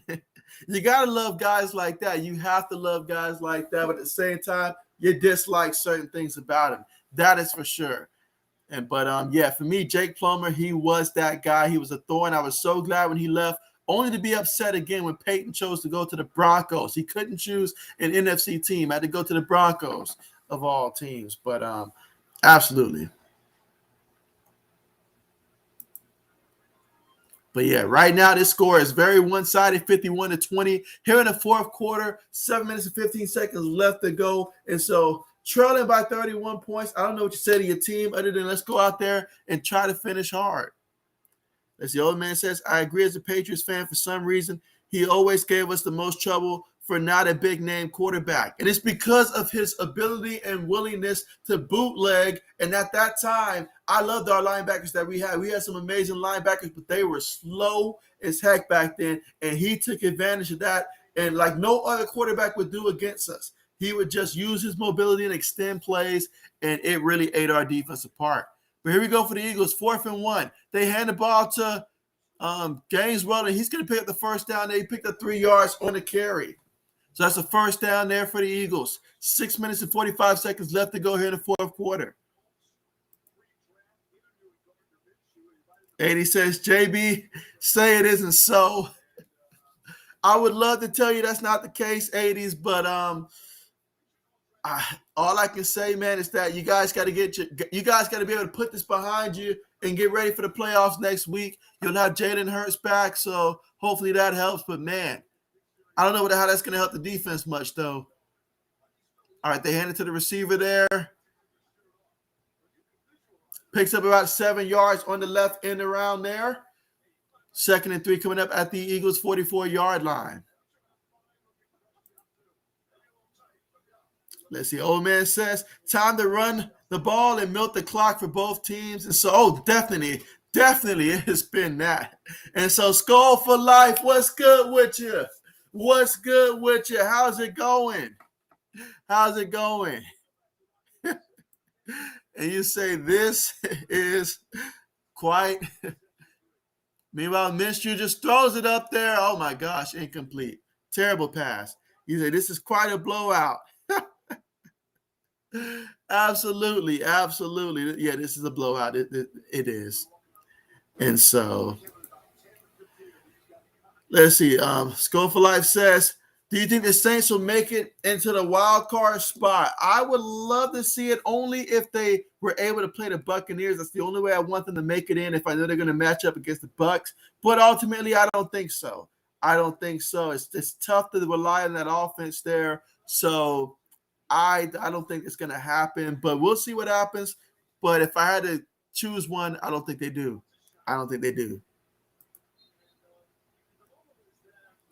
And so let's see. Eddie says, what the fuck happened out there?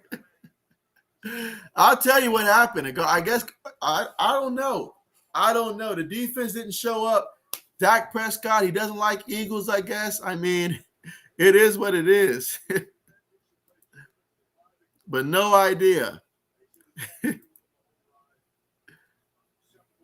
Let's see. Skull for Life says good. But what's good with you, man? How have you been? How has your new year been with you? What is good with you? Appreciate you for coming through here and adding some life to the party, for sure.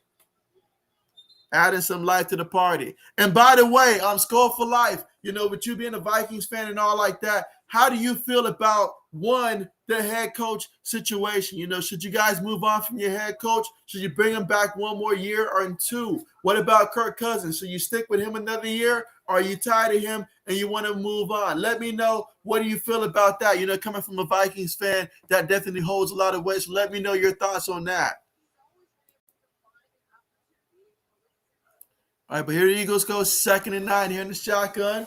Again, they're trailing by 31 points, 51-20. They hand it to the back there, up the middle. He's going to pick up about a good 3 yards on the carry. That's going to make it 3rd and 6 coming up here at the Dallas Cowboys 49-yard line. So at this point, the only winners are those of us who get the clock to continue to run at this point. Let's see. Old man says, JB, got a couple questions for you. One, what percentage do you give us of getting Ridley? Getting a guy like Calvin Ridley. I don't think Calvin Ridley ends up being a Patriot. I just don't see that being a scenario there. I think there's a lot of other options. Knowing Bill Belichick, he'll probably go out there and try to get some bargain deals, guys that are trying to prove it for themselves, next year. I can see someone like, if Michael Thomas somehow becomes available, I can see us looking at him, maybe a T.Y. Hilton. There's a lot of guys out there that's going to be on prove-it type of deals, and Bill Belichick loves prove-it deals. He went out there and already splurged on some receivers, so I think he may go out there and get 1 or 2 more that could potentially be former number 1 type receiver guys that has a lot to prove, and I don't think that that's going to be the case in terms of Calvin Ridley. So if I put a percentage on it, I'll say 20%. Just 20%. I think Calvin really wants to get money, so between 15 and 20% at best. All right, here we go, guys. 4th and 4 coming up here. Minshew's going to throw it, and it's going to be caught there by the receiver. Watkins, going to be a 1st down. That's the old man says 2, hopefully for a long time. But who do you think will take over the Patriots? Bill Belichick calls it quits. When he calls it quits, I'm hoping and praying that it's going to be Josh McDaniels, but something tells me that it's not going to be Josh McDaniels. It's going to take over, but I'm hoping that I'm wrong. I'm hoping that's why he put Matt Patricia instead of a coordinator, gave him the role he did, so that way Josh McDaniels takes over. But, it's got to be Josh McDaniels, if not Patricia. So I'm just going to go ahead and say Josh McDaniels because I don't want to think about life with Matt Patricia. So let's go Josh McDaniels. Let's see. They run the ball there, picks up no gain on the play. So at least the clock continues to run. But yeah, I'm going to go Josh McDaniels with that one. 80 says JBY. Hey, I'll tell you why the secondary. That's why the secondary left Wilson open a lot. They left Amari Cooper pretty open. The secondary is to blame for this one, 80s. Blame the secondary all the way around for this one. All right, here we go. 2nd and 10. They're going to hand the ball off there, off the right side. Picks up about 2 yards on the carry. That should take us to the 2-minute warning there. Again, this game started off with a lot of fireworks early on, but man, when the Cowboys decided they want to take over, they took over. A hostile takeover it was today. 51-20 is your score here at the 2-minute warning. Cowboys up by 31. Eagles with the football facing 3rd and 8 from the Cowboys 38-yard line. Of course, Dak Prescott, he was 21 of 27 for 295 yards passing and 5 touchdowns to no interceptions. Meanwhile, Gardner Minshew, 18 of 32, 150 yards, 1 touchdown, 1 interception. And he's been sacked 3 times in this one. Let's see. And while we got some time, while I'm going through the comments here, another question that I'll ask for everybody is, who will be the Browns quarterback next year? Do you guys think it'll be Baker Mayfield? Do you think they'll trade for someone? Do you think they'll draft someone? Let me know who you think is going to be the Browns quarterback next year, or who should be the Browns quarterback next year. Do they ride with Case Keenum maybe if he goes out there and balls out this tomorrow? Let me know your thoughts on that situation as well. All right, let's see. Jay says, I'm curious to see if the Cowboys can win in the playoffs. And so, in my mind, I think the Cowboys can certainly get there. I think that they could get to the NFC Championship. That's probably what I'm thinking. And then it's a 50-50 game. I need to see who they're matched up against. I like them versus the field minus Green Bay. I would probably roll Green Bay there because it's in Green Bay. But, hey, they are a team that is built to have success. When Dak goes out there and if he throws 5 touchdowns like he does, then, hey, who's going to stop him, right? Who's going to stop him? And so, but Dak, he's the X factor for this team for sure. No doubt about it. It's going to come down to him and his ability to connect with guys like Wilson. Wilson, he's going to be a guy that if he goes out there and he beats that 3rd receiver and plays like he did today, 5 catches, 119 yards, 2 touchdowns, he play like that, good things are going to happen. But going down to a team like Green Bay where that red is a factor, that's going to be tough. That's going to be tough. And then without Micah Parsons, that's also another big loss right there. But, hey, it's going to be some good football in the playoffs. I promise you that. Some good football for sure. These aren't your typical Cowboys you see every year. This Cowboy team is a lot different, and they know it. So let's see. Skull for Life says that he thinks that we should keep Kirk Cousins. Okay, so keep Kirk. With the coach situation, I say we pet him, let him go, and get a new coach. And so, okay, I like that. Personally, I know Kirk Cousins, he has his ups and his downs, but you certainly could do a lot worse at the quarterback position. Who would you bring in to replace him? It'd be hard to get another guy to come in that would be better than Kirk. So I agree with that. You can ride with him for 1 more year, but certainly I think at this point getting a new head coach would be beneficial. Who's someone that you would consider as a potential replacement, though, for the Vikings head coaching position? Meanwhile, Gardner Minshew throws that one while getting hit. And so look at Watkins. He slips off of 2 defenders. I don't know how he does it, but he gets it in there for a touchdown. And so the Eagles score a touchdown, a 36-yard touchdown. That might make you feel a little bit better, 80s, if you're watching still. Might make you feel a little bit better right there. Gardner Minshew just threw his 2nd touchdown of the day. And let's see, you say, would you think the Cardinals and Cincinnati would be a weird Super Bowl? I tell you what, Cardinals and Cincinnati, if they were in the Super Bowl, shout out to whoever just took a random guess, just pulled random 2 teams out the hat before the year started, said, I'm going to bet a lot of money on these 2 teams to be a Super Bowl matchup. If that were to be a Super Bowl matchup, I'd be ecstatic, even though it's not my team. But that means that one of those organizations is going to get a Super Bowl, and I would be super excited to see one of them get a Super Bowl for real, because like both of those organizations, those fan bases, they deserve it. Meanwhile, Eagles went for 2, no good. So the score right now is Cowboys 51, Eagles 26. A minute 50 left to go in this one. But yeah, it would definitely be weird. You say probably just me, I don't know. And so, no, I totally get where you're coming from there. Those 2 teams A matchup like that, that's not one that history would definitely say would happen. Old man says, thanks. You said, JB, thanks for keeping it always 100. I agree with you. And so I appreciate that. I appreciate that. Most definitely. Oh, yeah. But, yeah, you look at that AFC playoff picture. And so, yeah, big game between the Raiders and the Chargers. I cannot wait to be streaming that one. So many times I've seen the Chargers come so close, but yet they fall short. And then on the same note, the Raiders, I've seen them come so close as of late, and then they make mistakes here and there. Last year, it was the Fitzpatrick play, that miracle play that pretty much doomed them. And so we will see how it plays. Which team is going to rise to the occasion here? You know, I mean, the Raiders got off to a hot start. The Chargers are a team that I projected before the season started to make the playoffs.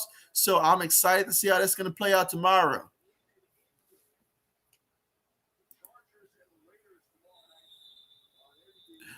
All right, so there we go. That's going to be a touchback there. First and 10 at the Cowboys 25-yard line. So let's see. Jay says, I think Russell Wilson to the Browns this offseason. You think so? I would be interested to see what's going to happen with Russ. But that would be a huge upgrade right there for the Browns if they were able to get Russell Wilson. A great scenario. The fans will love him, embrace him. Russ is just a winner. I know this year, obviously the exception there, but hey, of all the quarterbacks that may be available via trade, if I'm Cleveland, make that hard push and make it happen. Make it happen. All right, so they're going to come out there and take a knee, guys. And so you know what that means when they start taking a knee. This game's a wrap. So the final score is going to be Cowboys 51, Eagles 26.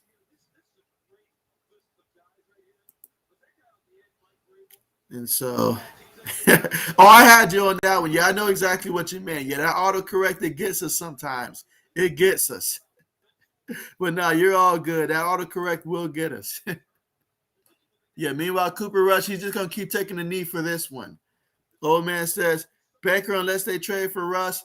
I think that's right. Like, if they don't trade for a quarterback, then obviously I think you just bring him back as one. You know, it's cheaper just to bring him back on that 5th-year option and all like that. And if you do that, you're just hoping that a healthy Baker Mayfield can give you what he gave you last year as opposed to this year and stuff like that. But it'll be hard to find a better replacement unless you just believe in Case Keenum. Obviously, they don't because they haven't played him since he won for them and all like that. Last time they started him, they just haven't played him. So I think that's how things play out. But if Baker keeps talking the way he's talking about the head coach, play calling, and all that stuff, that's going to make things very interesting, guys. Make it very interesting. And so it's all good. It's all good.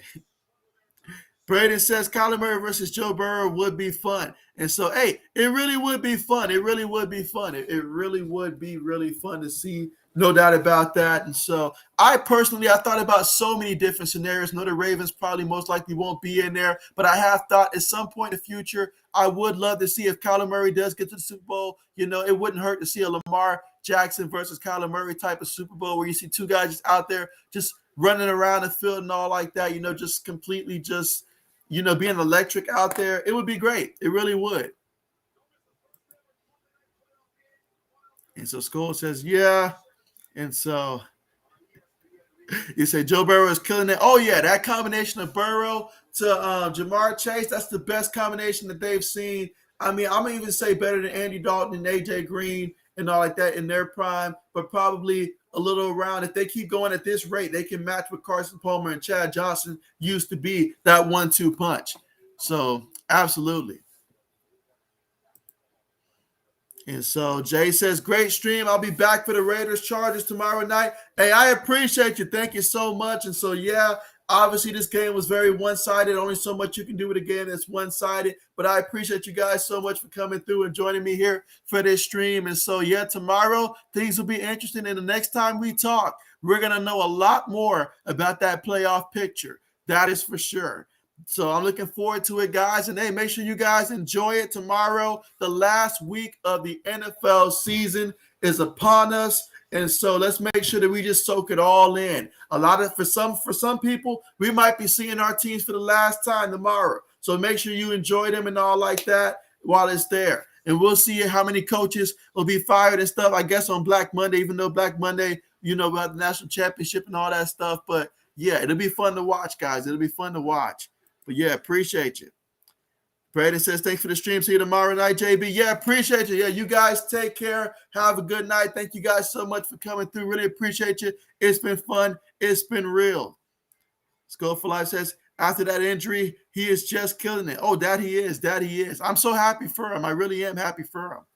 Oh, man says, I also can see them letting Baker walk and then trading for Jimmy G. If I'm the 49ers personally, I want to try to keep Jimmy G until Trey Lance shows me that he can take the job from Jimmy G, because Jimmy has been invaluable for them sometimes this year. You've already got a good team, and so just having that competition in case if they feel Trey Lance just is not ready yet, I would probably consider that maybe. But, yeah, definitely do that. At the very least, consider trading as well, because he will be taking, I think, like $25 million or something like that. So it's possible they do make that trade as well. But absolutely.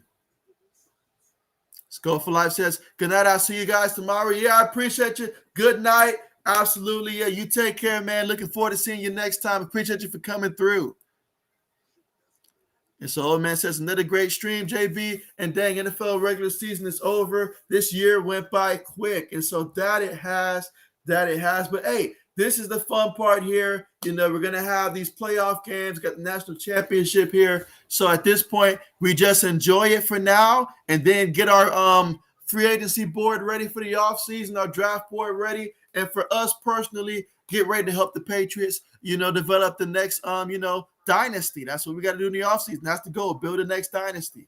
Build around Mac Jones in the offseason. Keep improving that defense. Keep J.C. Jackson happy and get that man paid. And get us number one wide receiver. That's the offseason goal right there. And get a better offensive line. Improve that offensive line with pass blocking as well.